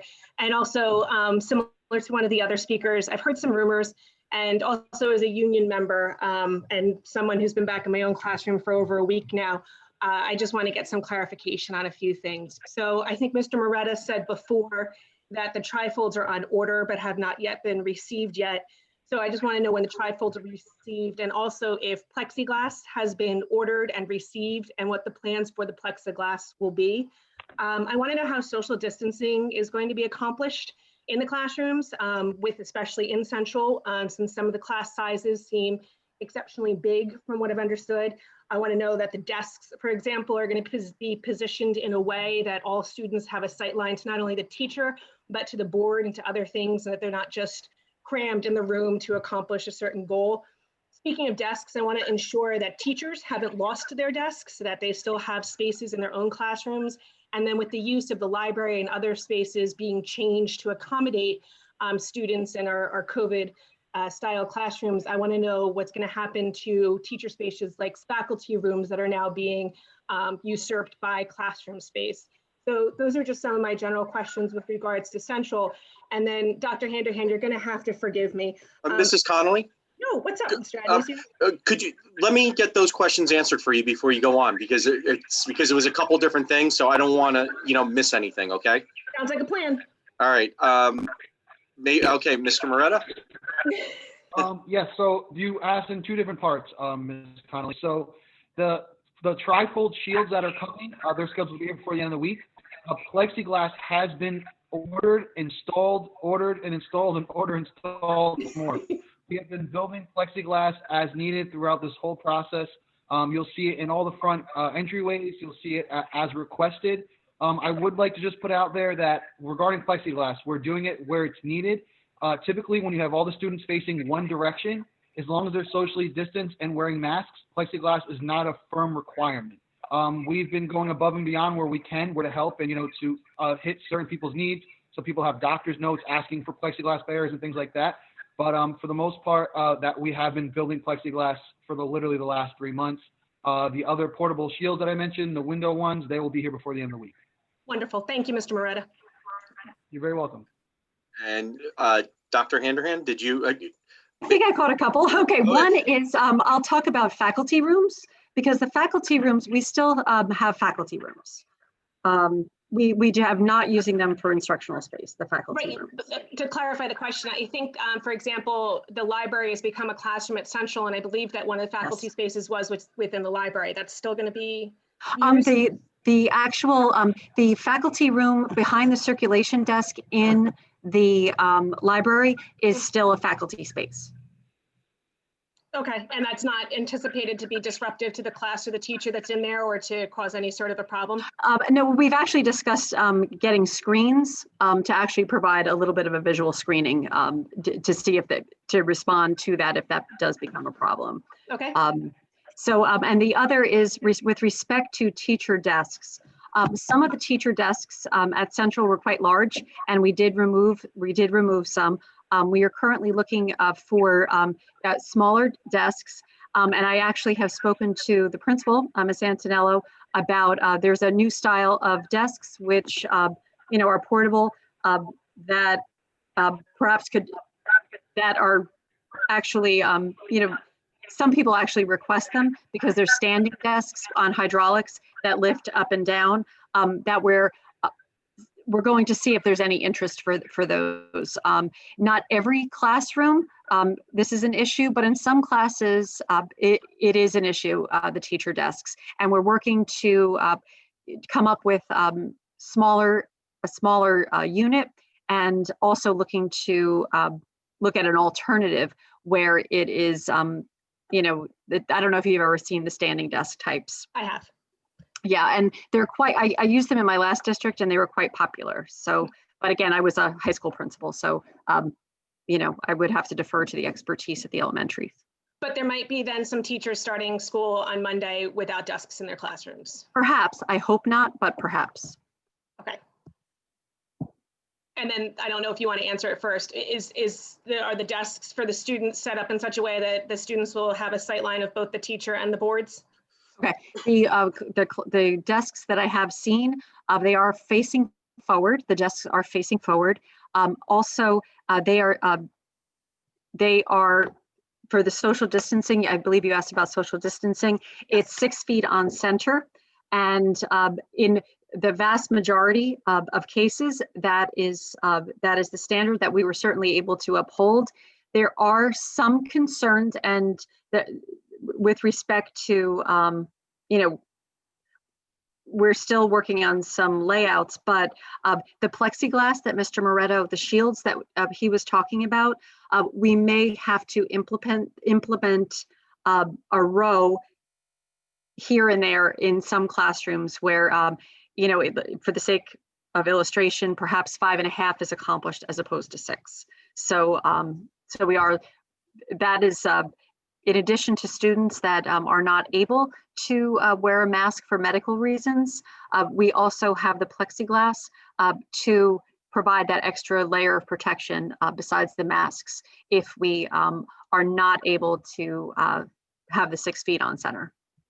Okay, and then my other question is a more generalized question. And again, I will apologize to you in advance. I tend to be a stickler and a sucker for semantics. So You're absolutely right. The word approved is one that's being used prolifically by the media with regards to school plans. And the NJ.com article yesterday that came out and a lot of other corroborating articles refer to the 804 plans that were submitted and the 607 that have been approved.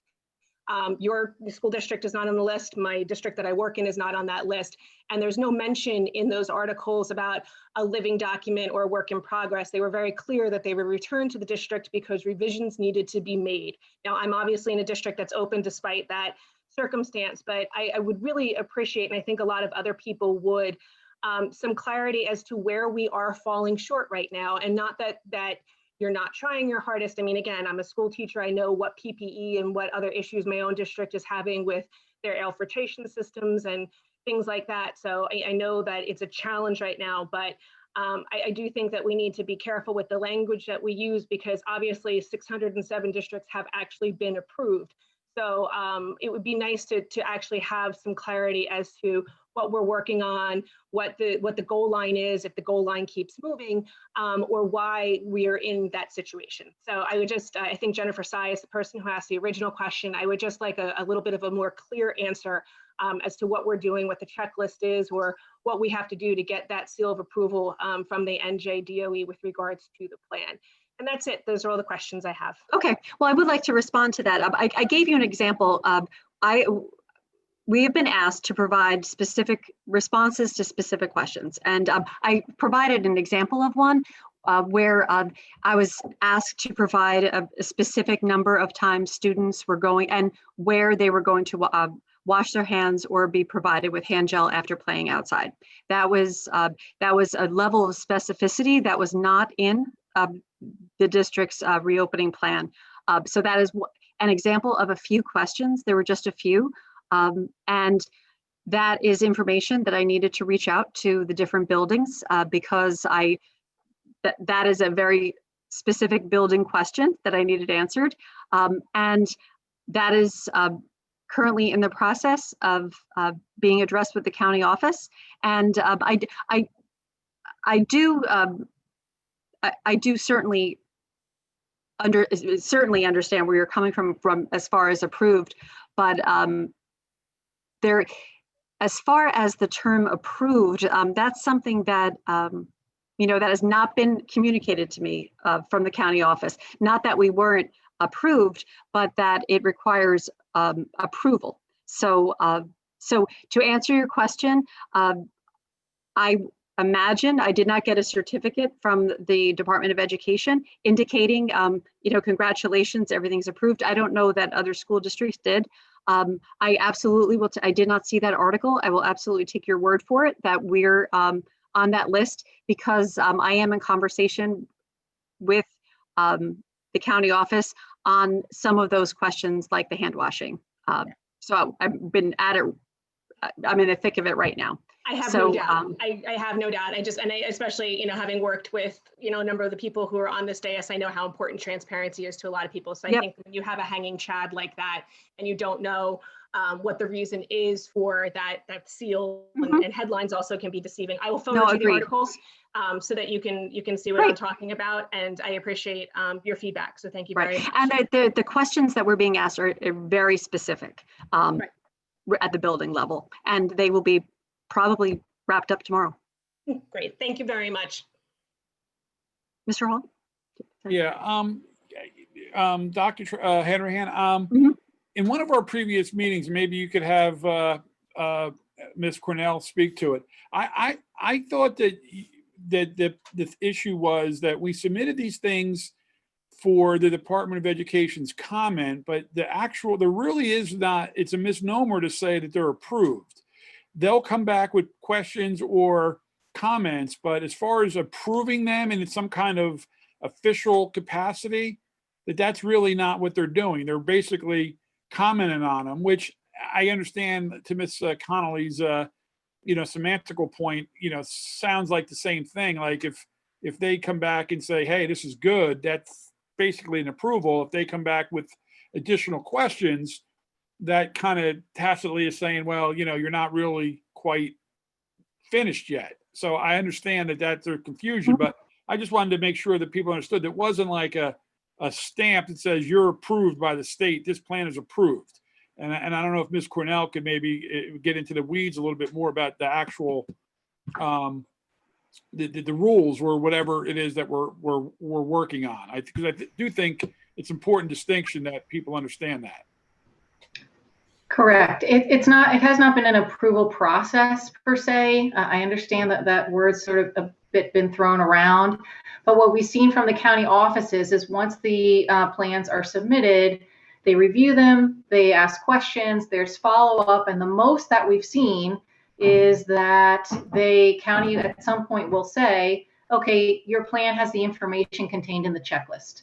If you remember, after the original submission, at some point we got the checklist from the Department of Ed, and what the county offices may ultimately say is that all the information in the checklist is contained in your plan, but that's as far as they'll go in terms of any level of approval per se.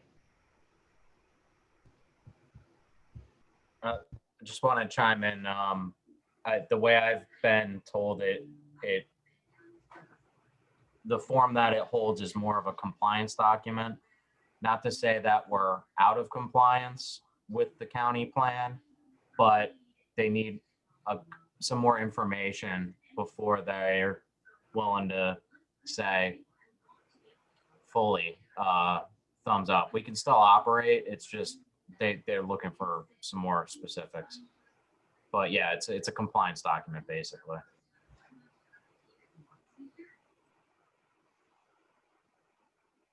All right.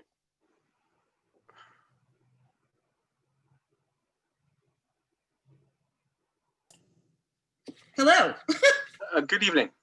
Hi, this is Susan McGoldrick. I have a son in WIS. My first question is a clarification for Ms. Duffy on compensatory related services. It sounds like you said when they go back to school, but do we mean next week or do we mean whenever we're back in person 100%, they will be evaluated or assessed for any backsliding? No, we're not going to wait until they're back 100% because this applies for our virtual students as well. What I said in my previous comment was I think it's a little easier to assess when they're in person, but we'll be doing it for our virtual students as well. And, you know, when we're on our hybrid schedule and students are in, like you said, your child is at the intermediate school, they're there for 2 days. So for those 2 days, they will be assessed in those areas in which they have related services. So that's our plan, and we're committed to providing services to get them, survey them for any regression that they may have experienced over the last 5 months. And a follow-up to that, will the district have, assuming that this hybrid schedule may go on or that the governor may pull the plug altogether in the future, will compensatory services be permitted? Will the parents be able to provide those services on our own and then be either reimbursed, or will there be a list of approved providers by the district so that we can get those gaps filled without waiting until the governor makes up, you know, checks his magic 8 ball again? Right. Well, you know, I don't know if you've been reading up on what's in some of the publications and on different websites, and, you know, whether one calls them compensatory services, which in special ed code has a very particular definition and goes to lack of FAPE, or whether they're called, as the New Jersey Department of Education has put out, COVID-related services to make up for aggression. The approach is very much the same, and it has to begin with a very individualized assessment for each child. So, you know, the whole thing is, how long is it going to take a child to make up and recoup what he's lost? Some kids are going to, you know, just get right into it and make it up very quickly. For some kids, it may be a more a laborious process. However, we don't know that until we assess and the team takes a look at it and devises a plan. So, you know, the quick answer to that is no, the district won't be reimbursing parents to go and find it privately. There's a process. So when school does begin, and even if it's only for 2 days in person, your child's therapist will be doing just what I described and be in touch with you to plan a meeting, get your feedback as to it, and to actually do both formal and informal assessments. Okay, thank you. I have another quick question about quarantining. If a student, I heard Ms. Cornell say earlier with regards to staff, that quarantining is voluntary under, I guess, the executive order.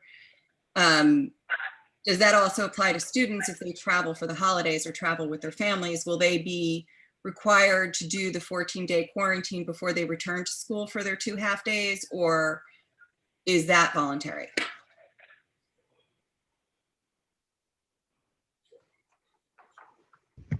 I think the language under the executive order is that it's voluntary, but it is expected to be complied with. So I would assume the same goes for students. So if they are traveling for the holidays, and I know that list is changing for the better. I think some of the states are coming off, but I think that would be the same expectation.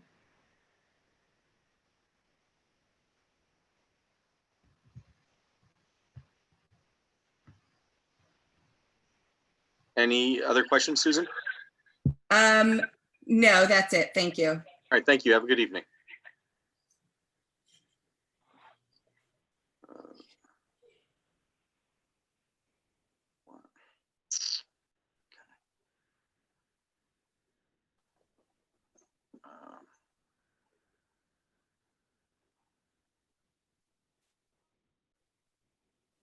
Actually, Brian, could you upgrade me, because I was thrown out of the room and I just came back in.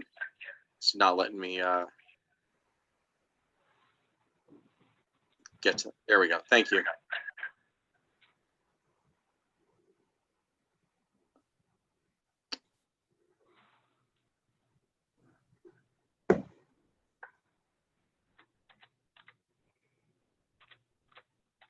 Michelle? Yeah, can you hear me? Yes, good evening. Okay, it's Michelle McKenzie. And I just have a few questions with regard to the virtual classrooms. I would be lying if I said I wasn't a bit concerned seeing how many TBDs are on the list for the approved teachers for Thursday night. I know that you mentioned earlier that interviews are happening and will continue to happen, but I also know that there is a tremendous teacher shortage throughout the state and that many districts are vying for teachers right now. So I guess my questions are, how are we going to ensure that these teachers are ready to begin teaching next week? Is there a backup plan if you don't get someone hired for some of these classes? What will be happening? And, you know, I guess as a parent of a virtual learner, it seems like many of the new to district teachers are, many of the virtual teachers are new, who are coming in right now. And, you know, not only will they be learning the curriculum and learning the district, but learning to teach virtually, which is new to everyone. So I guess my question is, with such a short time, if approval's happening on Thursday and school is starting next week, how will these teachers be ready? Want to go first? Okay, well, Dr. Gleason's unmuted, so I will start. I will tell you that candidates are TBD unless I interview a candidate for a teaching position. They don't go on the agenda. So I know of pieces that will be filled in ultimately. But when the time the agenda is passed, for example, I had another interview after that agenda was created. So we're continuing. So I already know one of those TBDs is going to be filled in because of the work that I did after that, the preliminary agenda was created. So we're moving forward. And I do want to note that the current Wall Township personnel would not be found on that agenda. So since they're already employees, and this is an elementary assignment, it's an administrative assignment, does not require the specific formality, let's say, that a new employee would require. I'm not sure if there was another piece to your question. I think that was it with regard to the recruiting element. But I think the other one is obviously if teachers are not going to be hired till the end of this week and school is starting on the 16th, that's a really tight timeline. Well, I mean, the school will be staffed. The students will be staffed. I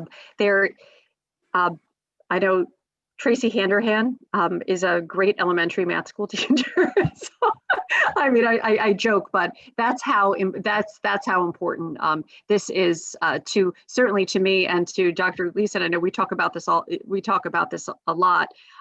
Staffing, the numero uno purpose of our jobs is to make sure that children are educated, and that above all else, you know, a lot of my paperwork, you know, can certainly wait, can certainly wait.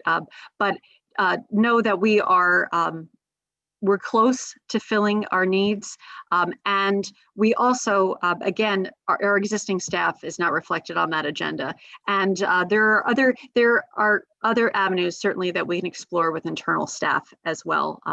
But I don't think we're there yet, because this is a very fine school district, and we, you know, even despite the teacher shortages, despite the fact that they're not guaranteed full year tenure track positions, there are many people that are interested in working in this school district. And I think I'm the new person that started in the middle of July.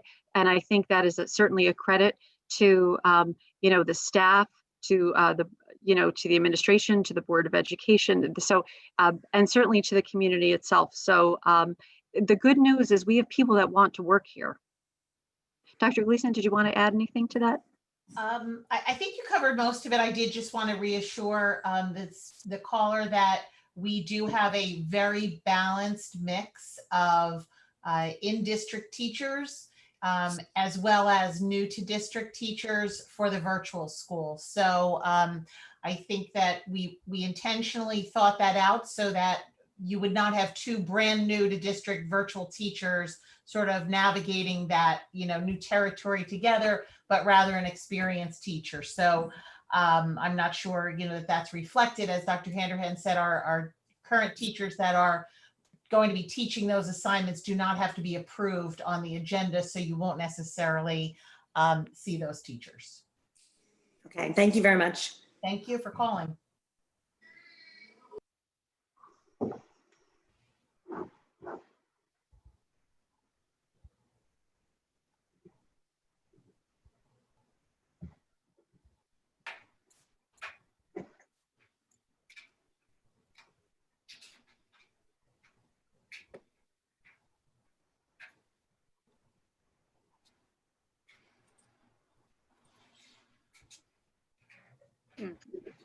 Suzanne, are you there?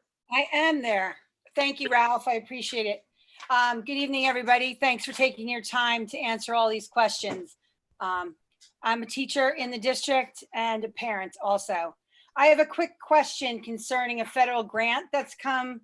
It's a USDA program that is being run through December 1st. It's federally funded, and it would provide lunch for all students, not just free and reduced lunch.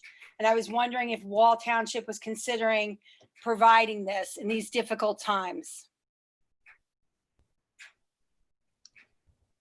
If you'd like, I'll address that. And the answer to that is absolutely. And that information will be coming out this week along with the survey to parents, but notifying all our parents that that program, and it was a summer program, was extended through the end of the calendar year, December 31st. Thank you, Mr. Smythe. You're welcome. Mr. Smythe, just on a follow-up, is that the similar program that they started in the spring, where any district family could apply for the what turned into free lunch or breakfast? That is correct, although you do not have to apply. Originally, when it came out, there was an application process for the free and reduced. However, with the program that came out through the summer, came out in the spring, extended through the summer, it does not require an application. So any parent can participate in our lunch program at no cost. And just for the people that are on, how do they go about participating? Do they have to email or fill something out, or how does somebody get into that? That'll be as part of our regular lunch program at the intermediate school, and actually in all grades, lunches will be ordered online, but that information will come out to parents. They're not going to have to do anything special other than to order lunch. Okay, and just respectfully, that's really important information and it would be so helpful. It's been tough times for a lot of people in the community. And since it's not going to cost the district anything, I feel like it's really important to get that information out as soon as possible. Thank you. Thank you. Have a good evening. You too.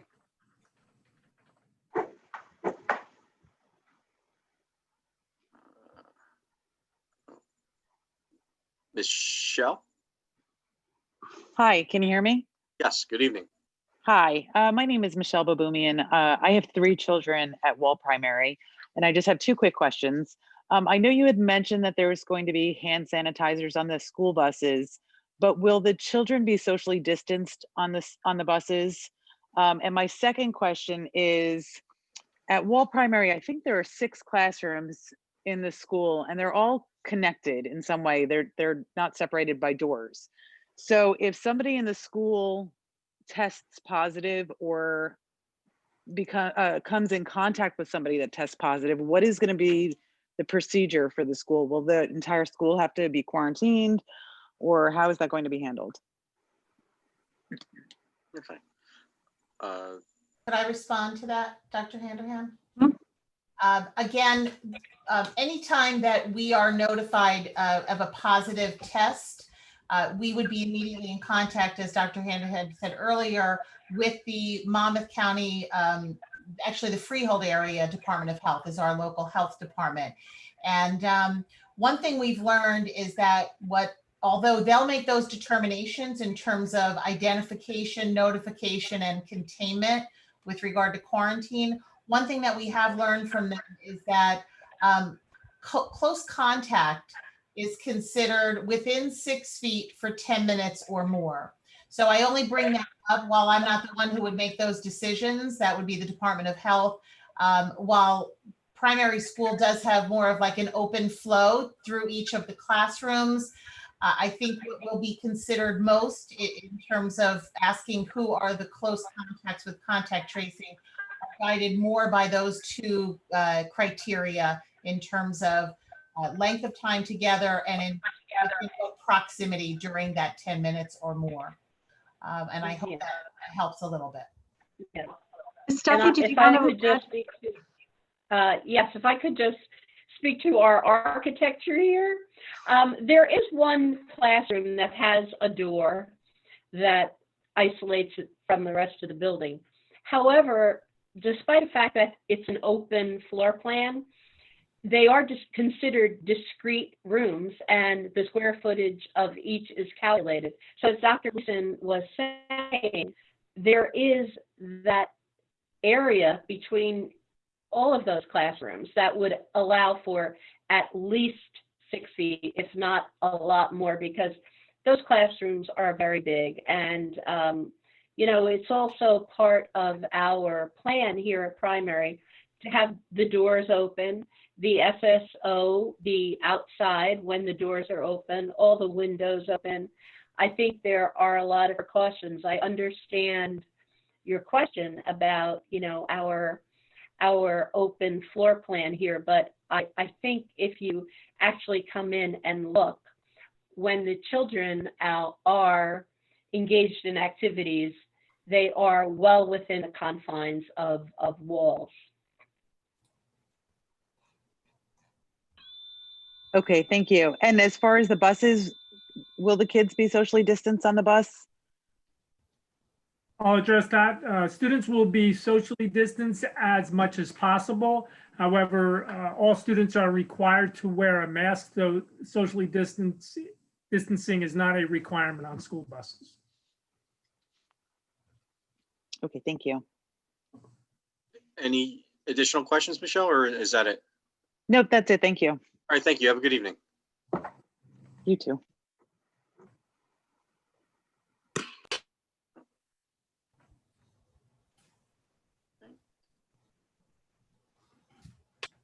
Hello.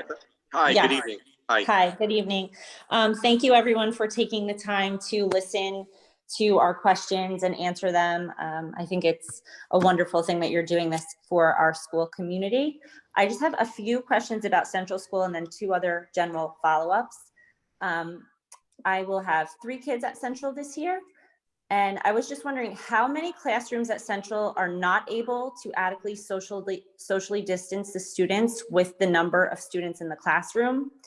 Do the teachers have their own desks or spaces in the room? And how does that work in the classrooms that have 2 teachers in them? And then again, when other teachers push into the classroom, does the teacher have their own socially distant space in every one of those scenarios? What modifications have you made in the classrooms to meet the minimum health and safety standards? And then just to follow up with the trifold shields, how many classrooms at Central actually will need those shields? And are they required for reopening? So I know Mr. Moretta said that they're supposed to be in by the end of the week, but if they're not, what happens then? Are they required for reopening in classrooms that you can't socially distance the children? And I'll just stop there if you want to answer those questions first. And then I have one other quick question. Okay. To answer your questions, I can't give you specifically the numbers. I would have to defer to the principal as she is working to set up the different rooms. I'm not able personally to provide you with that answer. I do know that the classrooms are not the classrooms of the past, and that goes across the district.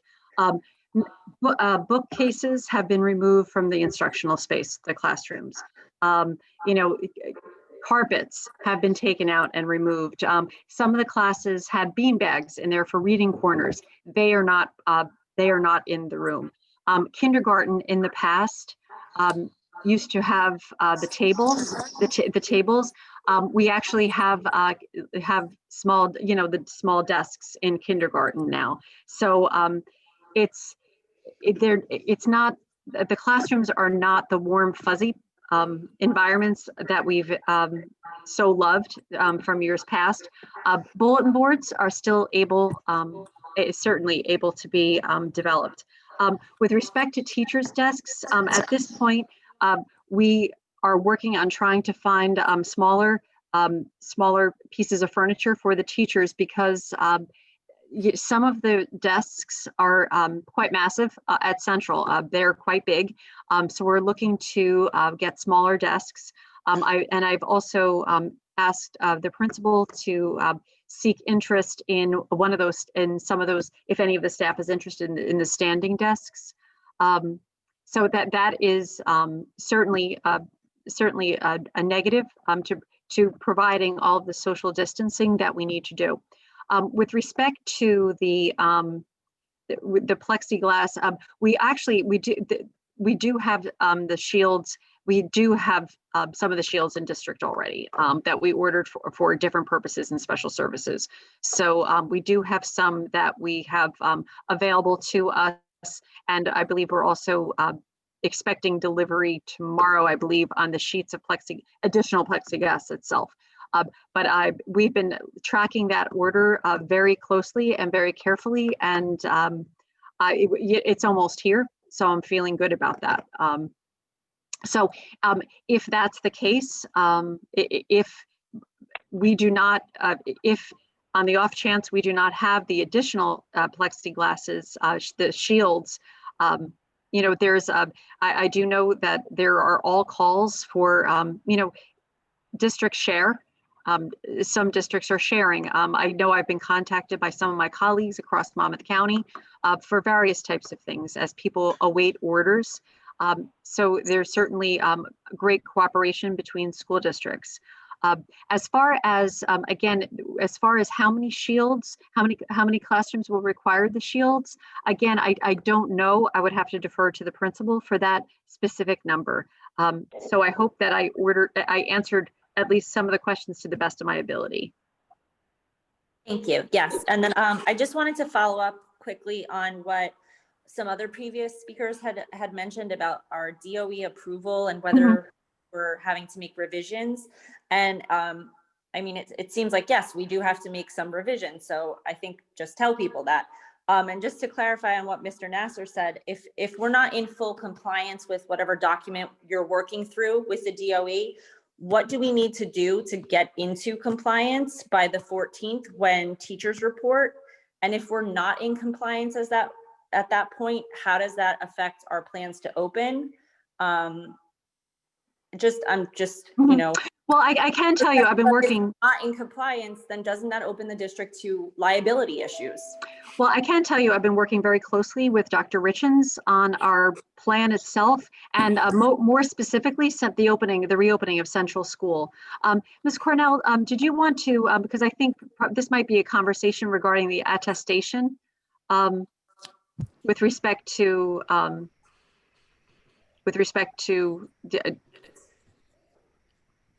are you on? I am. Can you hear me? Yes, okay. Yes. I sort of go back to the same language. What's been coming out of the county offices is questions with regard to meeting the elements of the DOE checklist. So some districts have already opened and they're still going through the process of satisfying the county offices with regard to the checklist elements. So depending on the issues, they're not necessarily tied to whether you can reopen or not. It's whether the county office needs some additional information. So it varies across the board given what the county's asking for in terms of additional information, like the example you gave with regard to a hand washing schedule, for example. And for other districts, it may be more significant in terms of sort of checking the boxes on that list. But as far as we know, that's the extent of what the review process has been and the submission process. And then the Department of Ed asking also for superintendents to sort of submit a statement of assurance saying that we have provided the information in accordance with the checklist to the best of our ability. So whether they need additional information, Dr. Richens is your county superintendent. And so he's been in ongoing dialogue with Dr. Hanrahan. So if there were something that were prohibiting us from reopening, that's a discussion that he would have already had, as far as we know. Okay, thank you. I appreciate the clarification. And I will be also meeting with Dr. Richens later in the week as well, too. So I did want to mention that. Dr. Henry, could I add one other thing? Because I think that it's important that parents understand, like you've just said, and like Athena said, that these are truly checklist items. And some examples of the kind of more granular information are the county asking for specifically the titles of the people who are on our pandemic response team to make sure that we met the stakeholder. We listed everyone, but where we might have listed teacher, they want to know if they are a CST member, if a parent represented a certain grade band. So they're looking for stakeholder representation. From a curricular end, they want to make sure that we specify in the plan how we're meeting the 150 minutes of health and phys ed. So we're already doing all of those things in the plan, but it needs to be stated more explicitly. And so those are just some of the more granular levels.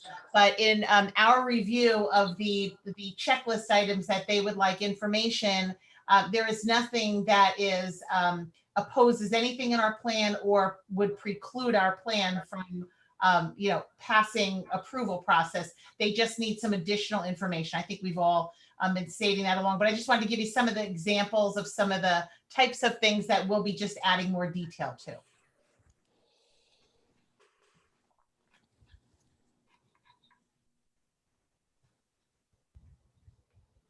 Any other questions, Samantha? Yeah, just one. What's going to happen for instrument lessons? I know you said there's not going to be any band at the elementary level right now, but could kids do their lessons virtually or practices virtually? Because I know my daughter that was in Central last year, she's now going to WIS. Those instrument lessons that were done virtually were one of the brightest spots in the spring for virtual learning. They did a fantastic job with those.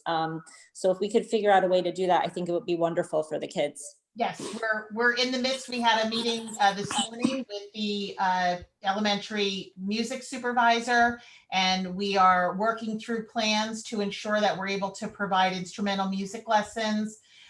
While we may not be able to do band for the opening of school, we also agree that the value of those instrumental music lessons were really important to students. And so we're working through the plan to ensure that we have that in place, whether they are lessons outside and then also identifying internal spaces in the morning that can be alternate spaces for inclement weather, or for numbers' sake, possibly having one grade level be on campus in the morning and the other grade level having virtual lessons later in the afternoon. So we're working through a few options, and parents can also expect a survey coming out from Dr. York about their input on that as well.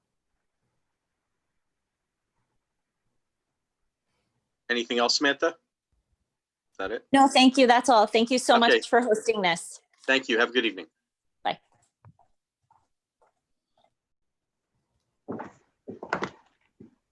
Mom, Janine? Yeah. Janine? good evening. Can you hear me? Yes, good evening. I'm like the bad penny that keeps coming back. Good night. How are you, everyone? So I wanted to first thank Dr. Handrahan for our Q&A last week with the Central School staff. I thought that it was very informative and delightful. And of course, we're talking about not a very pleasant subject, but was very reassuring. And I have to say, I was there on a tour last week because I am on the health and safety team, and I was there today, and there's a lot of great improvements.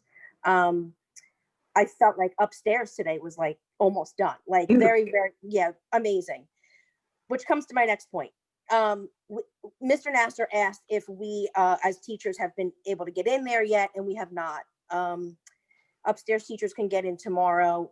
Everybody else cannot. And I have to agree with Mrs. Antonello in our walkthrough today, in that there's probably more workers there than on the turnpike. And so there's a lot going on, and I have to agree, it is not safe for us to walk on the floors and interrupt their work as they're installing the new air conditioning.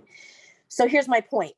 I'm going to talk with two hats on. My first hat as the Health and Safety Committee person is, when are we going to get in? Because there's a lot to do.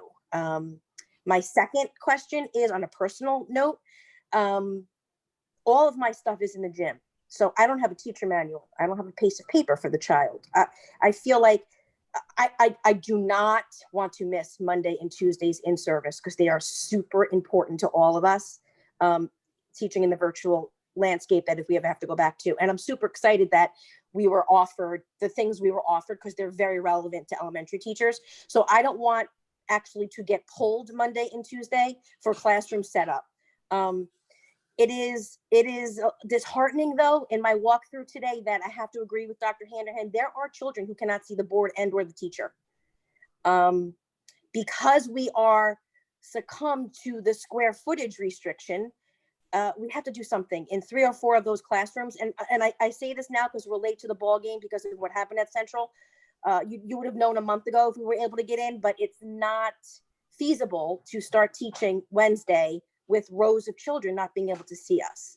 I know it can be fixed, but I really wanted the board to know what's happening over there. Although great things, and quite frankly, I was very shocked at how great things are going over there. But we have 2 days left of setup, and I still don't have a word as to when most of our staff can get in. So basically not questions, but comments, just answering maybe Mr. Nasser's question, and to just give you an update on kind of what we're feeling after the walkthrough today. So thank you. Good night. Thank you, Janine.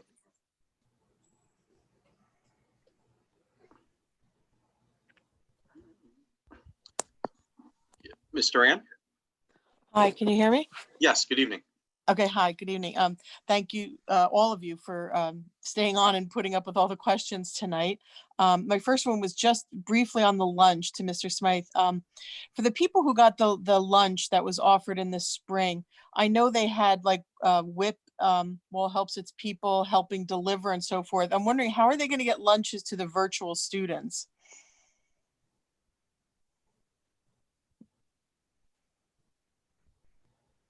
They're going to be delivered on Wednesdays by our student transportation department.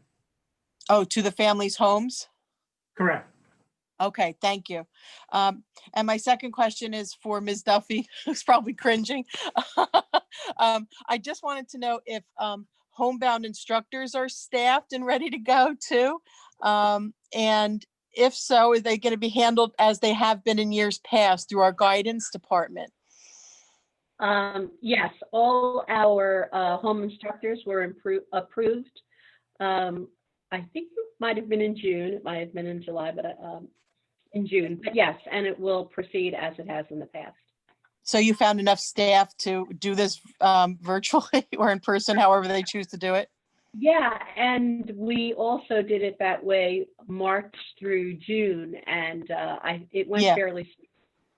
Yes, it did. It did. It went very fine. I just wasn't sure if they're going to do the same thing starting in September. Yes, yes, we will. Okay, will it start the week after school starts like it has in the past? There's been like a lag time. There may be a few days because staff is just getting in on Monday and school starting Wednesday. So probably it will start that Monday. Okay, thank you so much. Have a good evening, everyone. Thank you. Have a good evening.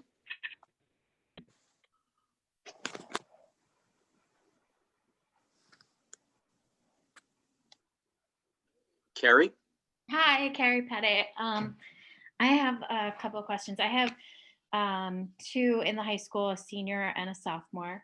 I'm just curious, I'm a little concerned about maybe attendance this year, and I'm wondering if there's going to be a virtual component maybe. So if a kid is ill or if they have to isolate for whatever reason, will they be able to go on and be virtual if they're in person? Is that something that they have addressed? Yes, I'll start and then Dr. Gleason, you can fill it in. If a student, let's say, is ill, or if a student is certainly, if a student is certainly quarantined, they will, the way the all virtual is designed at the high school, it's an immediate flip to the all virtual learning until the student is ready to come back. So if the student is well enough to participate, they can absolutely, and we expect them to do so, especially if a student is asymptomatic and is quarantined. We want them to be actively engaged. And it's the same with the way the layout is at the high school and at the intermediate school, it's the same class. So they will be participating in the same exact class. So, so there really will not be a beat that's missed. That said, you know, I worked with high school kids for a really long time. If a student decides, you know what, I don't feel like going to school today, we need to make sure that attendance is verified. If a student is scheduled to be at the high school on, on a particular day, their parent needs to call them out and let them know that they're not going to be physically in the space, just as they would under normal circumstances. Because and they can absolutely join the classroom virtually. But what we need to be able to, we want to make sure parents are aware that their children are in school. Because we want to make sure that, that all the attendance requirements are met. And at the high school, they're very stringent for graduation. So with that, the administration, the families, really it's working together as a team to document absences when students are not showing up when they should be on those days because of illnesses. But we are able to provide education if the students are well enough in the virtual world. Dr. Gleason, did I forget anything? No, got it. I'm more comfortable in the high school domain. So if there will be, hello? Hi. So there will be, like if a parent calls them out, they could jump on virtually that day. Yep. We just want to make sure that you know that your child is not in school that day. Okay, so there will be like a virtual like attendance then that takes, like you won't be out of school because the high school attendance policy is pretty strict. Mm-hmm. So I just want to make sure. Mm-hmm. And this also brings me to the voluntary quarantining. We have college visits that we haven't even done at all yet. So if we were to go out of state, that's a 14-day period. Like, how does that look? What do you expect of us? Like, if we do go out of state, is that like the option you would prefer, that they go on virtual for that period of time? Or well, it is as expected. But I've been working in college world a lot, and certainly in my because most my experience mainly in recent years is secondary, and the colleges, they're the big weekends when they typically do the big visits, they're not filling them. They're not booking them. So, they've really moved to more of a virtual online platform, many places, of course, not all, I'm not speaking for all, but many. And it's another one of those unfortunate signs of the times, because a lot of the colleges, they're really, if they're not shutting down, they're very much locked down and they don't want visitors on campus. So, yeah, I mean, my son has been getting more and more correspondence from colleges that are opening up to visits now. So good.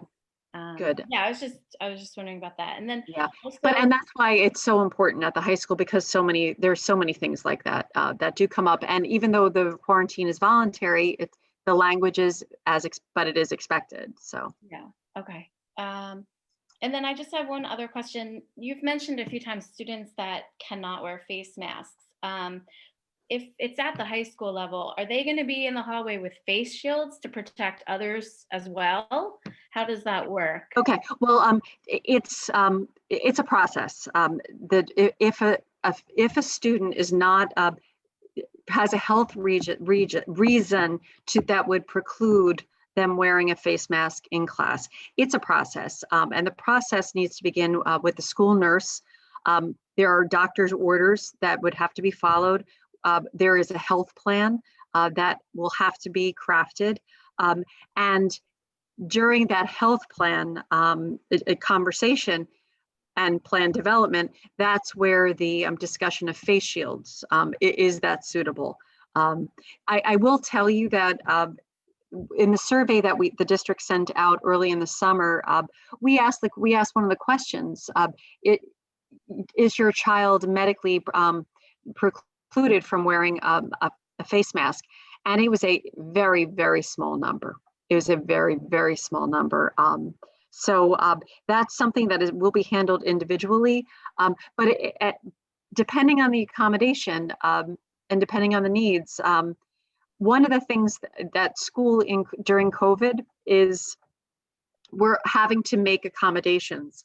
So immediately you talk about moving the student in between classes. They, much like a student with crutches or a broken leg, might leave 2 minutes ahead of, might leave class 2 minutes early to go to the next class. That might be the type of accommodation that would be required. But again, all of these requests will be, reviewed through the health offices, a school physician if necessary, and creation of a health plan. And during that time, the individual accommodations will be addressed. Certainly in the classroom, a plexiglass shield would be one accommodation to be sitting in the classroom. Okay, all right, great. Thank you so much. Thank you. Have a good evening. Yeah, thanks.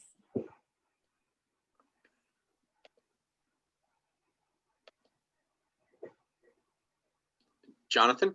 Yes, good evening. Thank you for taking my question. And thanks to all of you for putting yourselves in front of the squad tonight. I know it's not easy. Dr. Handerhan, you and I spoke a couple of weeks ago. I appreciate you taking that time. At that time, we discussed what the Freehold Area Health Department was considering exposure. And I think a question that you answered from Dr. Kroll earlier this evening may have given me the answer I'm looking for. But has that been defined yet? Has that been defined as another student in the room? I know there was some lingering determination to be made as to what would constitute the definition of exposure.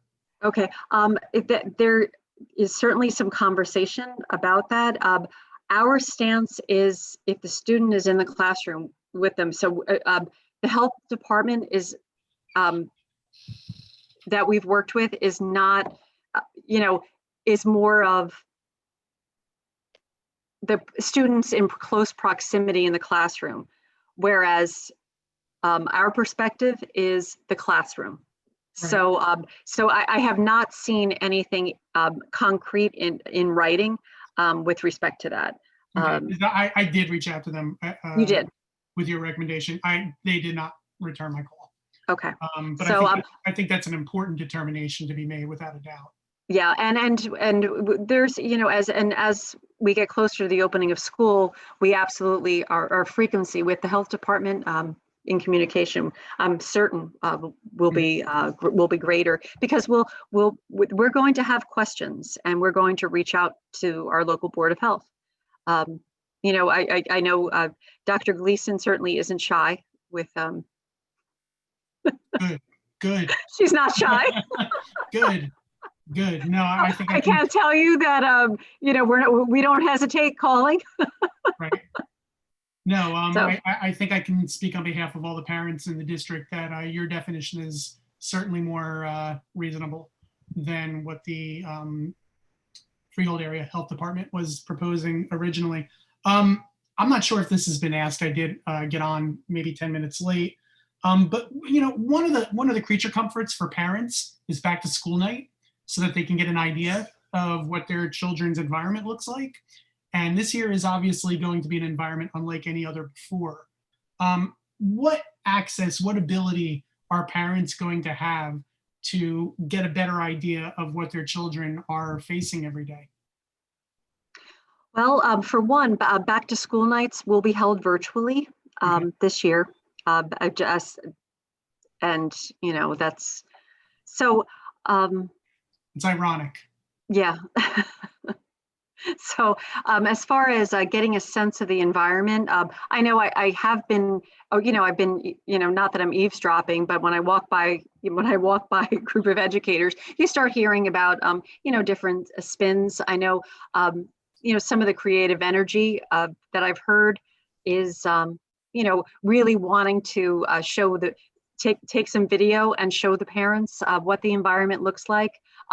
Meaning the specific teacher as part of the back to school night programs. So I do know that has been discussed. That is, it's not a substitute for seeing the room yourself. No, but it's something, and it's something. I think that's important. I definitely think that's important. One other thing or two other things as they matter to Old Mill. I think anybody who's ever dropped a kid off at Old Mill realizes that can be a pretty daunting process. I know last we spoke, you were meeting with the Wall Police to come up with different plans for all of the schools.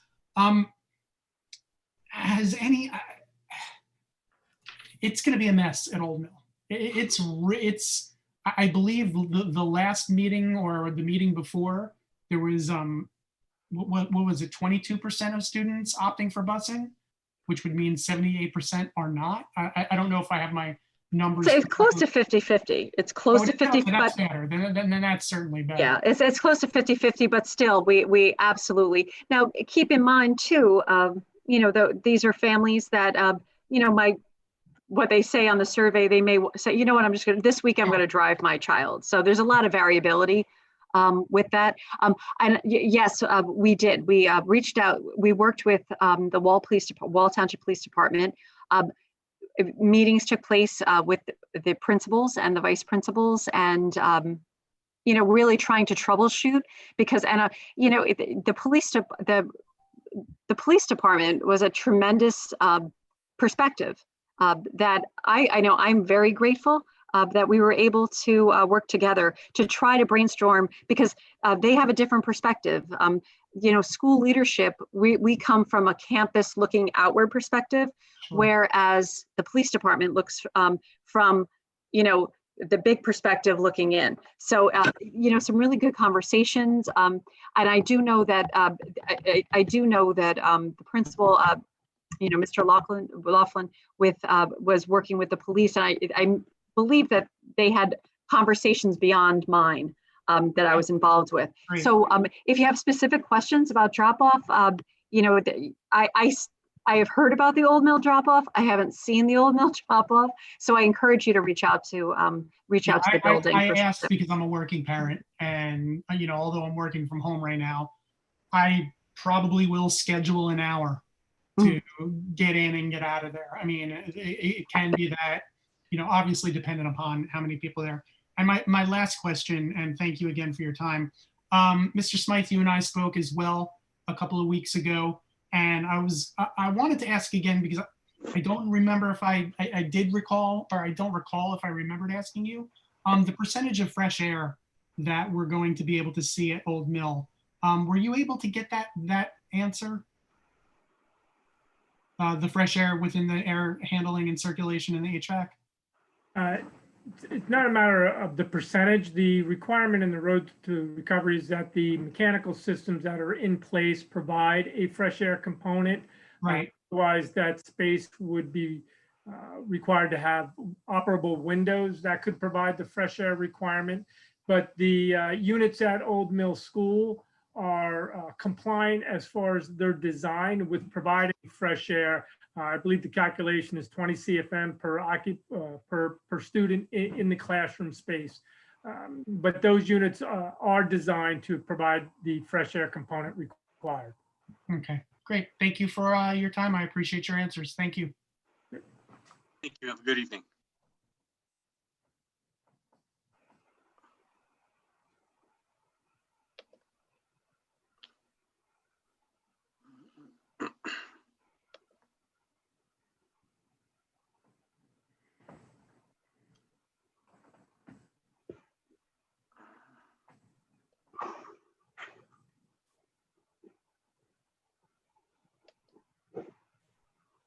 Trying to unmute Burned L.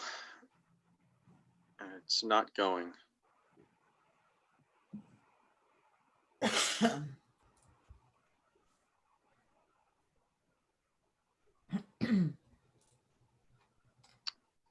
Oh. Hello, can you hear us? Burned?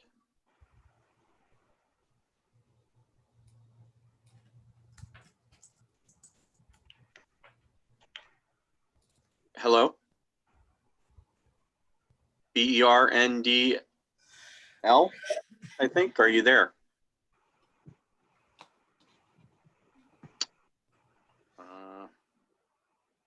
Oh, they just muted themselves. Hello, are you there? All right, we will come back to you.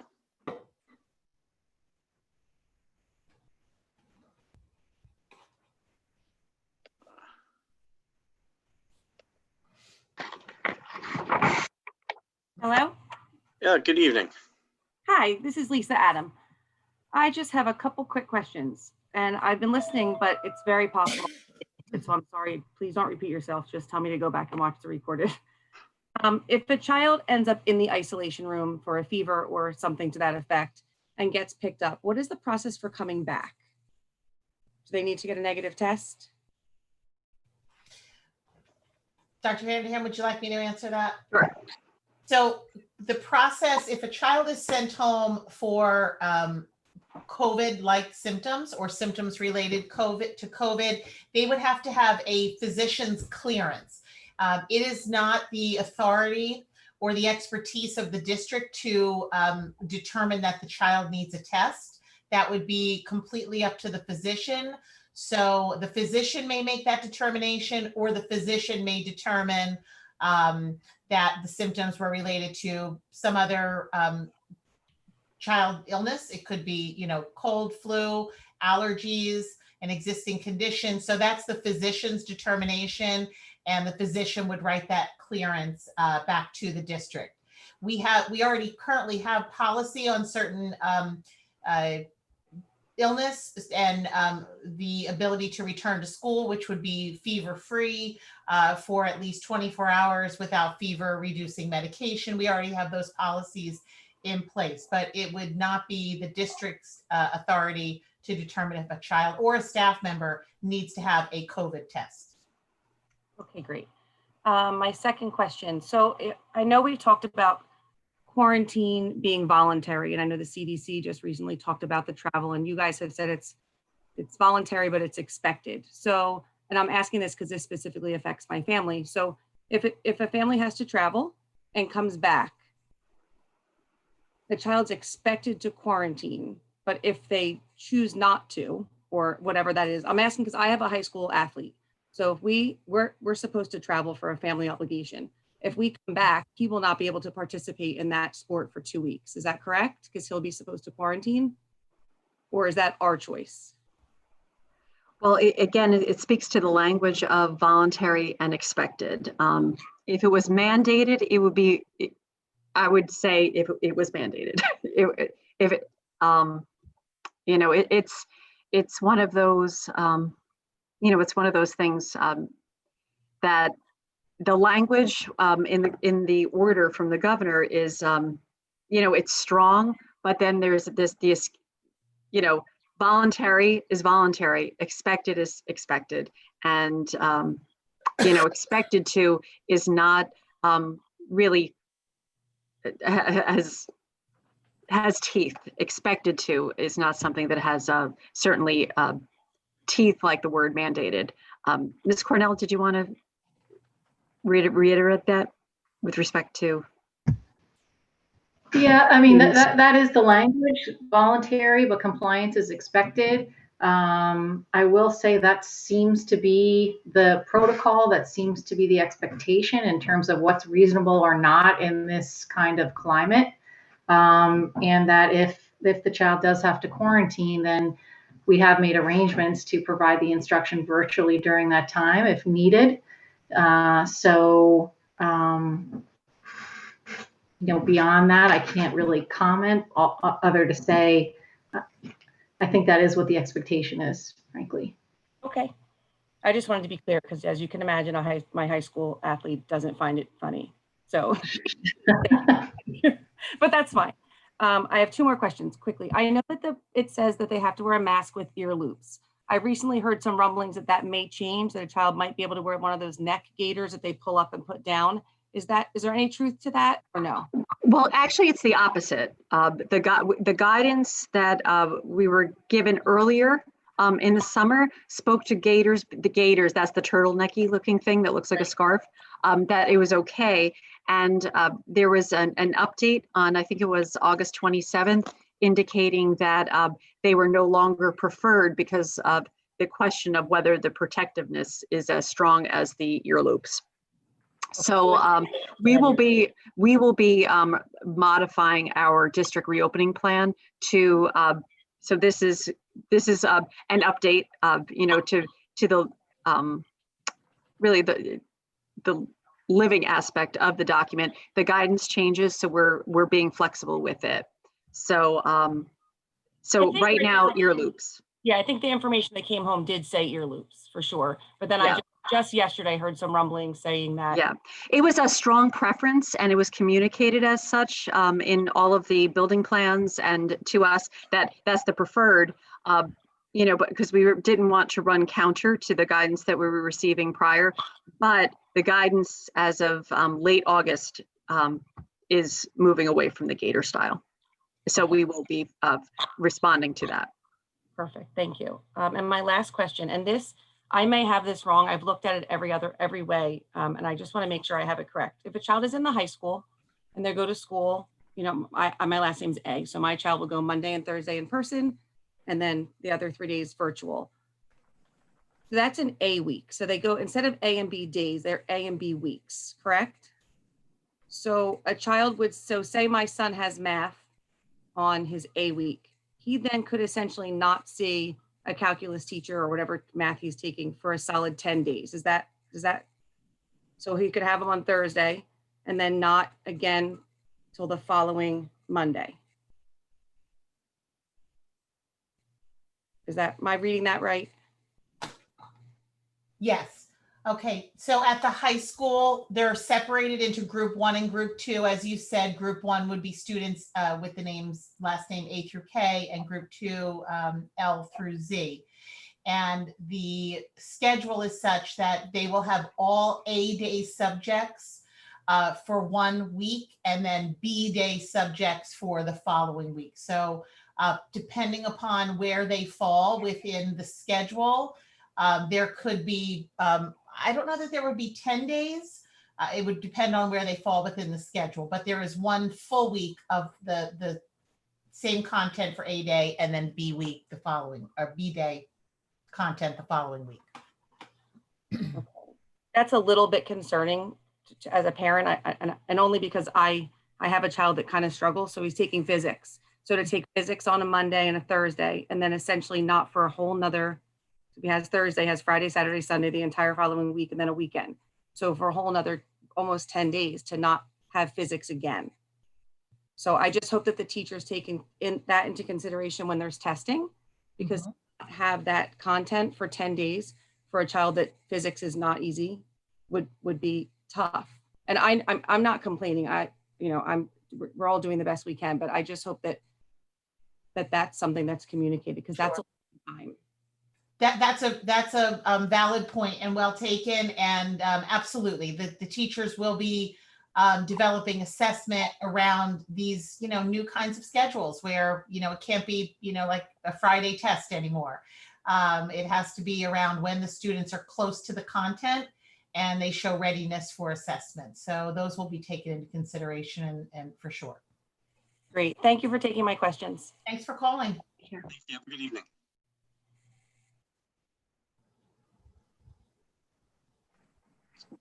Go to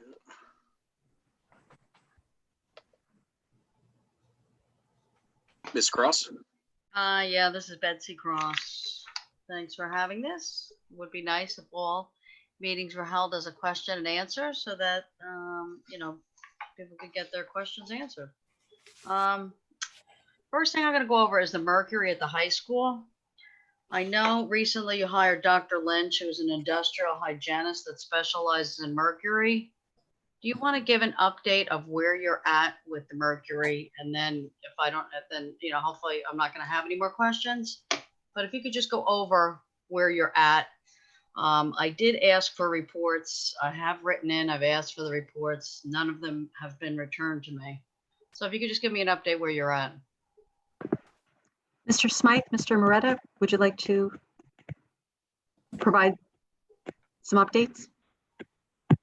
Yeah, no, I'd be happy to. We recently had a 3rd round of air quality testing done. In this round of air quality testing, nothing was running. We had all the units off for it was 24 hours and then the test ran, so it was almost 48 hours between the actual test being taken. This was able to give us a better gauge for how the room would be able to handle a night where typically if the unit went down, if the room would be able to handle that. As far as I know, I believe those reports will be putting on the website shortly. I believe they should be put up at some point this week, I believe. So currently we've had our 3rd round of testing. All 3 rounds of testing have come back below the New Jersey standard. all have been very, well and adequate as far as what we're looking for with the air quality tests. We've gone through the proper stages from the first time we took samples to where we found the results to when we started doing the air samplings.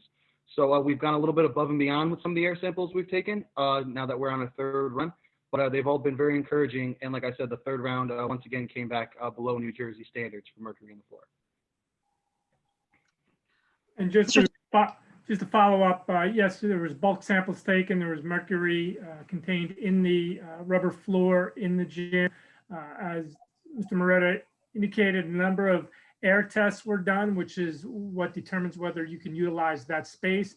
We tested the room in normal operating conditions. Then we tested it at elevated temperatures. I believe the temperature was approximately 90 degrees when we retested it because it is understood that rubber gym floors that contain mercury will gas off mercury vapors at higher temperatures. So we wanted to test it at the higher temperature. We also tested it with the mechanical ventilation system not operating because that would be a worst case scenario.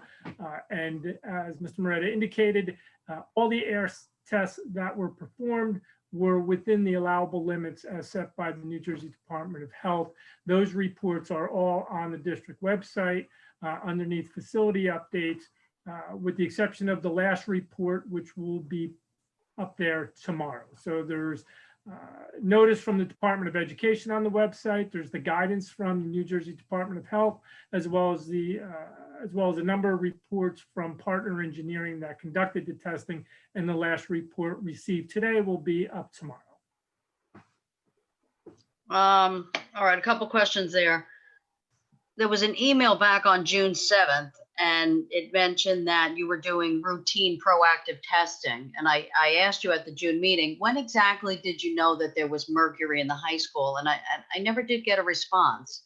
Can you let me know, Mr. Smythe and Mr. Moretto, when did you first know that there was mercury in the South Gym? I'll address that, Mr. Moretta. We knew there was mercury in the South Gym when the test reports came back from partner engineering. No. Why did you get the tests? Why did you decide? That's not what your question was, and I was addressing your question. But if I can ask the board president and superintendent of schools, I thought this was a town hall meeting on the reopening of schools, not when and how we determined that the South Gym at the high school contained mercury. There's information on the district website. The guidance came out from the Department of Education in February. The district followed that guidance, had samples taken of not only the high school, but 2 elementary schools that also have polyurethane floors in there. They were scheduled to take the test. However, with school closure in March, those tests were delayed, but the gymnasiums were not being used. We had them tested in the spring with the results. In every board meeting since, we've reported on those results as they've been made available.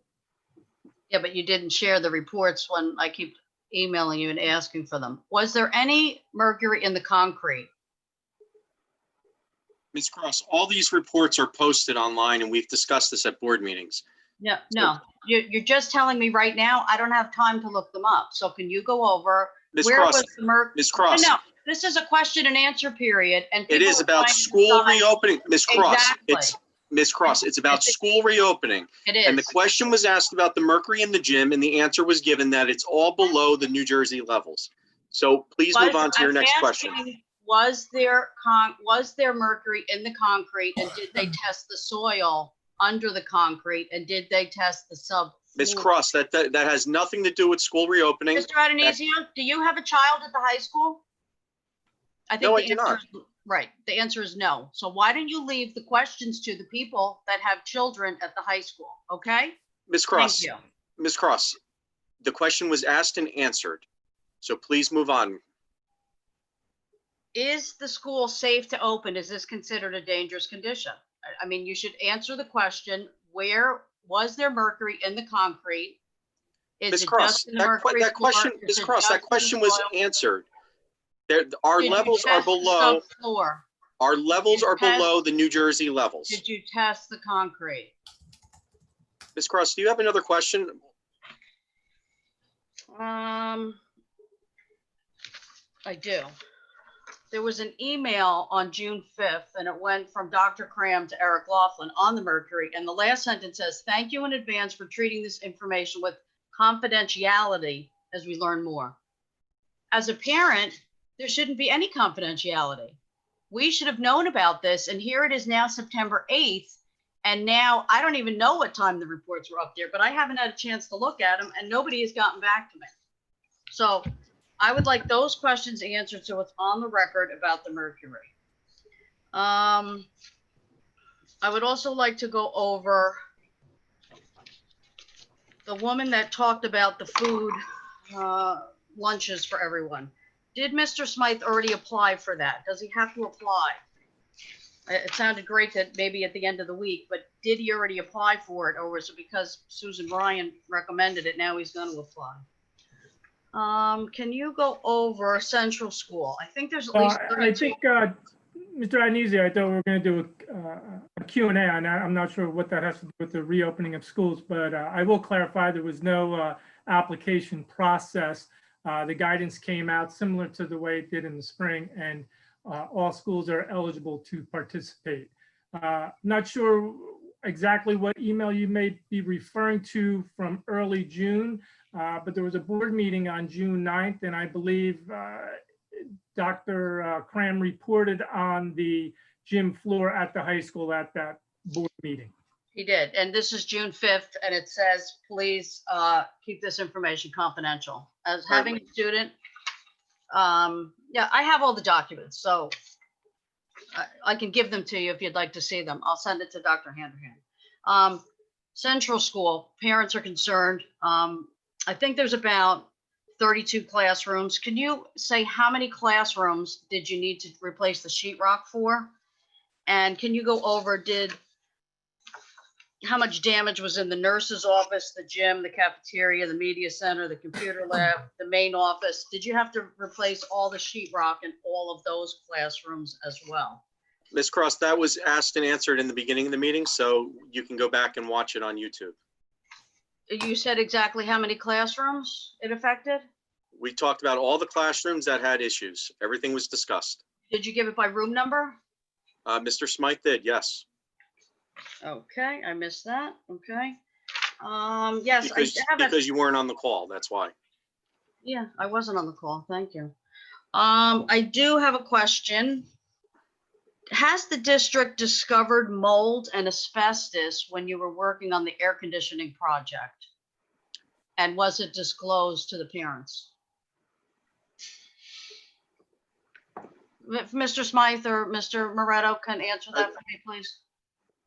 That's okay, Ms. Cross. We will handle this. Thank you. With regard to the HVAC project that's been going on in this summer, when hearing that rumor, I contacted the owner of Sunnyfield, that's the contractor, asked that very question if they discovered or came across any mold while working at Central Elementary School, and the answer was no, they did not. What about asbestos? All right. Hey, Mr. Morata. There was a couple, so in asbestos, you have asbestos, you have an O&M. When it's an O&M project, it's typically less than 3 square feet. At Allenwood, you had a couple elbows that had to be removed. This is much typical than an easier asbestos job. Obviously, this was done by a professional. Air samples were taken afterwards. There was 1 or 2 elbows. One, I believe, was in the custodian's office, and one was in a hallway. Those were remediated for the project to proceed, but this was a typical O&M, you don't have to file to the state for 10 days. O&M is much more of a smaller asbestos project. Like I said, less than 3 square feet. So in those situations, those were removed, yes. And is that somewhere in the report? The report for? Well, Mr. Smythe just said he reached out. Did they put that in writing? Sunnyfield, the environmental company? I'm only talking about the asbestos on the elbows, and that was removed. That was done properly. That's then put into the book for the building. That way, in case we're down the road, we know what was removed. Right. So I'm just asking, is it in a report somewhere that I can Oprah tomorrow, that a parent can Oprah to show where it was and who documented it? I mean, it was I know Mr. Smythe said he put in a phone call to Sunnyfield. What we don't need is people putting in phone calls. We need emails in writing, people putting in questions so that it's documented, so we don't have the same problems that we've had in the past. Well, your question is regarding asbestos testing? And mold. Okay. Asbestos and mold found while you were putting in the air conditioning. While you were putting in the air conditioning, nothing to do with the flooding. Okay, I was not putting in the air conditioning, but the contractor was putting in the air conditioning, and they were asked with regard to a rumor that they discovered mold while they were working, and they said they did not. Okay, did they put that in writing to you is my question. No, they did not. Okay. And then I just want to end with the central school trailers. You know, Ms. parents. Cross, that is not part of the school reopening. Yeah, sure it is. It is not, Ms. Cross. Ms. Cross, it is not.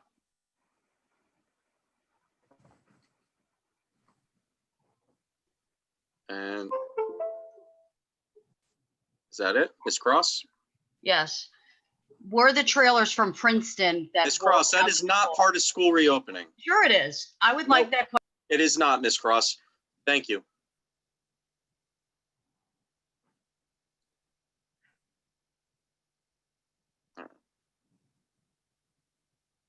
Ms. Cross, did you have any additional questions? Yes. Could you go over what was put in for the insurance of the water damage? How it actually happened at Central School? Because now we've heard two conflicting stories, that it was a broken pipe, and then we heard it was a shutoff valve. What was reported to the insurance company? Well, there's been absolutely no conflicting stories on it. That's for starters. And Mr. Smythe, do we have that information yet? That was, did we get a number back from the insurance company or anything from them, since they're handling the whole project? Well, that has not been finalized, but what was reported to the insurance company was that a valve failed on the second floor from a water fountain. The adjuster was on site that very day and had personally witnessed the incident and what had occurred. Okay. When I did speak to the health department, they said that you've reported it to them that it was a broken pipe. So that's what gets me a little bit nervous. I do need the answer about the mercury and the concrete and if the soil testing. That's important, and I do need that answer tonight. And please also answer if the central school trailers came Ms. from Cross, the Princeton. trailers again are not part of school reopening. Sure it is, because It you're is trying not, to be Ms. Cross. transparent. Thank you, Ms. accountable. Cross. So Ms. Cross, answer the this question. is a school. Thank you, Ms. Cross. Have a good evening. I'm going to thank Dr. Handerhan and Dr. Gleason. Thank you very much for this. Every board member should have been on this call tonight. 3 are not on that have children in the district. You know, every other district. Well, I do want to mention something else. Ridgewood did not hire all these extra teachers to do virtual learning. The teacher in the classroom is teaching the class to the kids in the virtual. This is ridiculous. How many people are we going to hire just to do virtual? And it just doesn't even make any sense. Why can other schools do it, but Wall can't? It's extremely frustrating. Dr. Handerhan, you know, I think you're doing the best you can. I think it's very unfortunate that I just don't think you have a board that really helps you, and you have a business administrator that doesn't want to answer questions. Ms. Cross, this is not sit here and insult everybody time. Thank you for your questions this evening. Thank you, Dr. And by the way, Wall is probably doing it better because we're making our classes smaller and really focusing in on the students the way it should be, because it's about the students. Just for purposes of, in terms of a board meeting or a Q&A, just for clarification, this was designed as a town hall meeting to provide question and answer period for the community with regard specifically to the reopening. It was not designed as a board meeting, which would necessitate the attendance of a quorum of the board. And this was the structure in particular to provide a panel of folks who have the ability to respond to questions specifically with regard to the reopening. So just for purposes of clarification, actually a full board would not be able to attend this meeting given the way that it was structured. Thank you for that. You're welcome. Ms. Mar, I'm sorry. Ralph, my question is on the Allenwood Nurses Suite.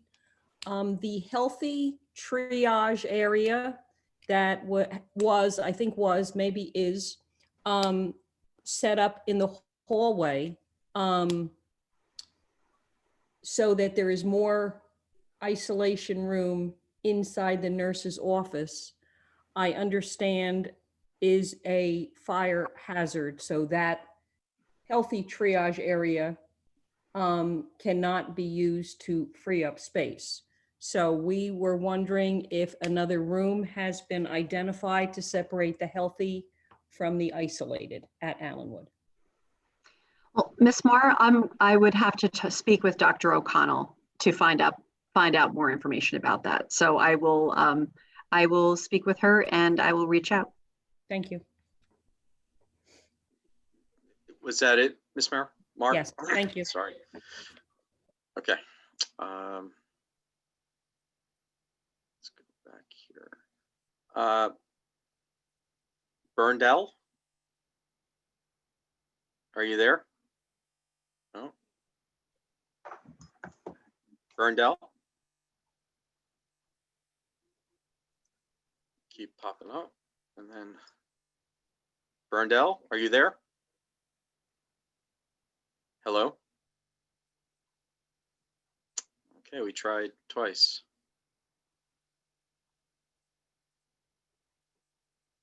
All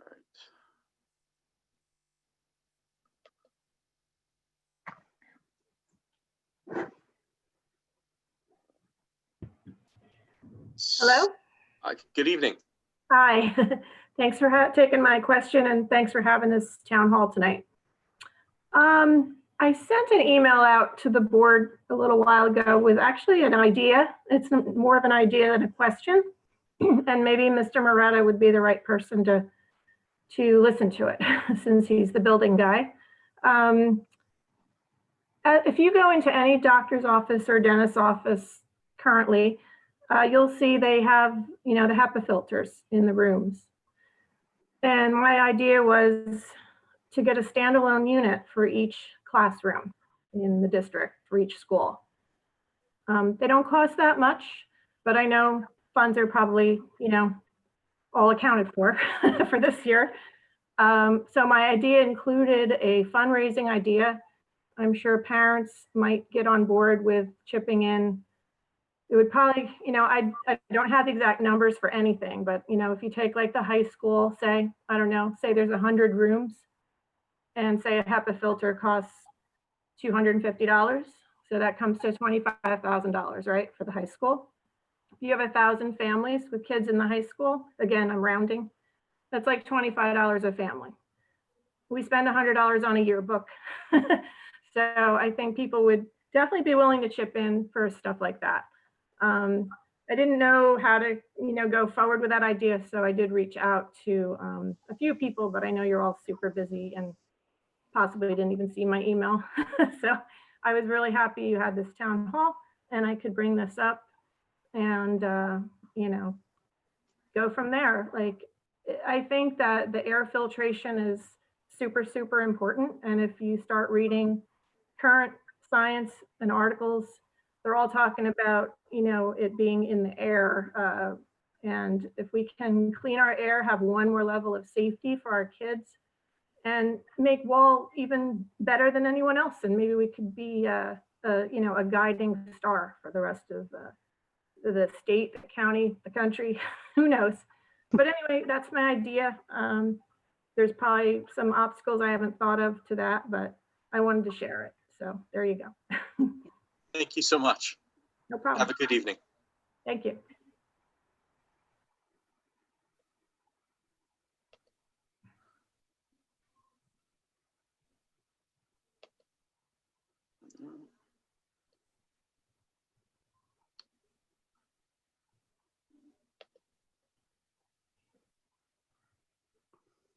Mrs. Adam? I didn't raise my hand again, but I saw you try to unmute me. Oh, okay, sorry. That's okay. Hey, Ralph, Yes. can I speak to the HEPA thing real quick? Oh, absolutely. So, like Mr. Moretta, my counterpart, we have become filtration experts over these past few months. The HEPA filtration challenge is twofold, and it's made it difficult for us to be able to give our professional advice in approving and endorsing ideas like this for two reasons. One is the units that are able to handle the amount of cubic volume, and I'm going to try not to get too technical here, are usually more than $250. You're dealing with, anywhere from 15 to 25 people in a room. Not to mention the rooms are fairly long and wide. Your usual classroom somewhere around 750 to maybe 1,000 square feet. And you also have 10-foot ceilings. So a lot of the residential ones you see don't take into account being used commercially. The other issue that comes up is the noise level. There actually is a standard the Department of Education has for noise level in the classroom that we try to stick to. It's revolves around new construction, and it's 50 decibels per room. A lot of the HEPA filters do exceed that noise level, especially once you start getting into the higher air volume ones. So it's a great idea, but it's not always feasible in a regular classroom environment. So I hope that helps. Really, the filtration part of it is the most important. The second most important being ventilation to prevent the aerosolization from becoming too concentrated. You want to kind of dilute it if it's actually in the room. So just a quick primer on HEPA and COVID in the classroom. Thanks, Adam. All right. With that, we do not have any other speakers. Just want to see Dr. Handerhan. Did you have anything else you wanted to add? Yes, I certainly want to thank every person that certainly viewed tonight, and for those that really took the time and asked some really great questions. This actually was a great forum. We were excited about it, and this is the type of forum where we really can address some questions. It's nice to have a dialogue. It's nice to have an exchange. And this is absolutely the type of forum that we can do that. And I look forward to the opening of school. I look forward to, certainly welcoming the staff and the students back. I've been looking forward to it since I was hired. Unfortunately, it's a little delayed, but I would like to truly thank Mr. Smythe, Mr. Moretta, Ms. Antonello, and the teachers at Central School. They had an extra burden to carry this summer with respect to Central School. And just, the team, the custodial staff, the maintenance staff, everybody pitched in. And what happened was I was here also on site that Sunday, and it wasn't just, oh, this is Central School's problem. This is everybody's contributing to fix it. People came from everywhere. And, that's the kind of spirit that can get things done. And, we're all in this together. And, we can do so much more as a team than we can individually. And I think, record speed with Central School, this is a great example of how if we're all working together and all of our oars are, paddling in the right direction, we can get some great stuff done. So I hope that's the beginning of something really great. And I absolutely look forward to welcoming everybody back this week. So I thank you for all that tuned in, and stay tuned. A lot of good stuff. We're hoping to get to the good stuff soon. Great, thank you. If there was anybody out there that has a question they think of after the fact, please feel free to email Dr. Handerhan or Dr. Gleason or Ms. Stuffy, you know, anybody that you think would be able to answer that question, because it's they do their best to get back to you in a timely manner. And plus, don't forget to check our website, because there are a lot of answers to a lot of questions that have been asked, and that's been updated quite frequently. I don't even know how many questions we're up to on there. So with that, thank you to everyone who tuned in this evening. We had a pretty large crowd. We appreciate your input, and you know, good luck to everybody with the start of the new school year, to our staff and to the parents navigating this crazy new world that we're in. And we all have our fingers crossed for the day we go back to normal. So with that, good night, everyone. Good night. Good night.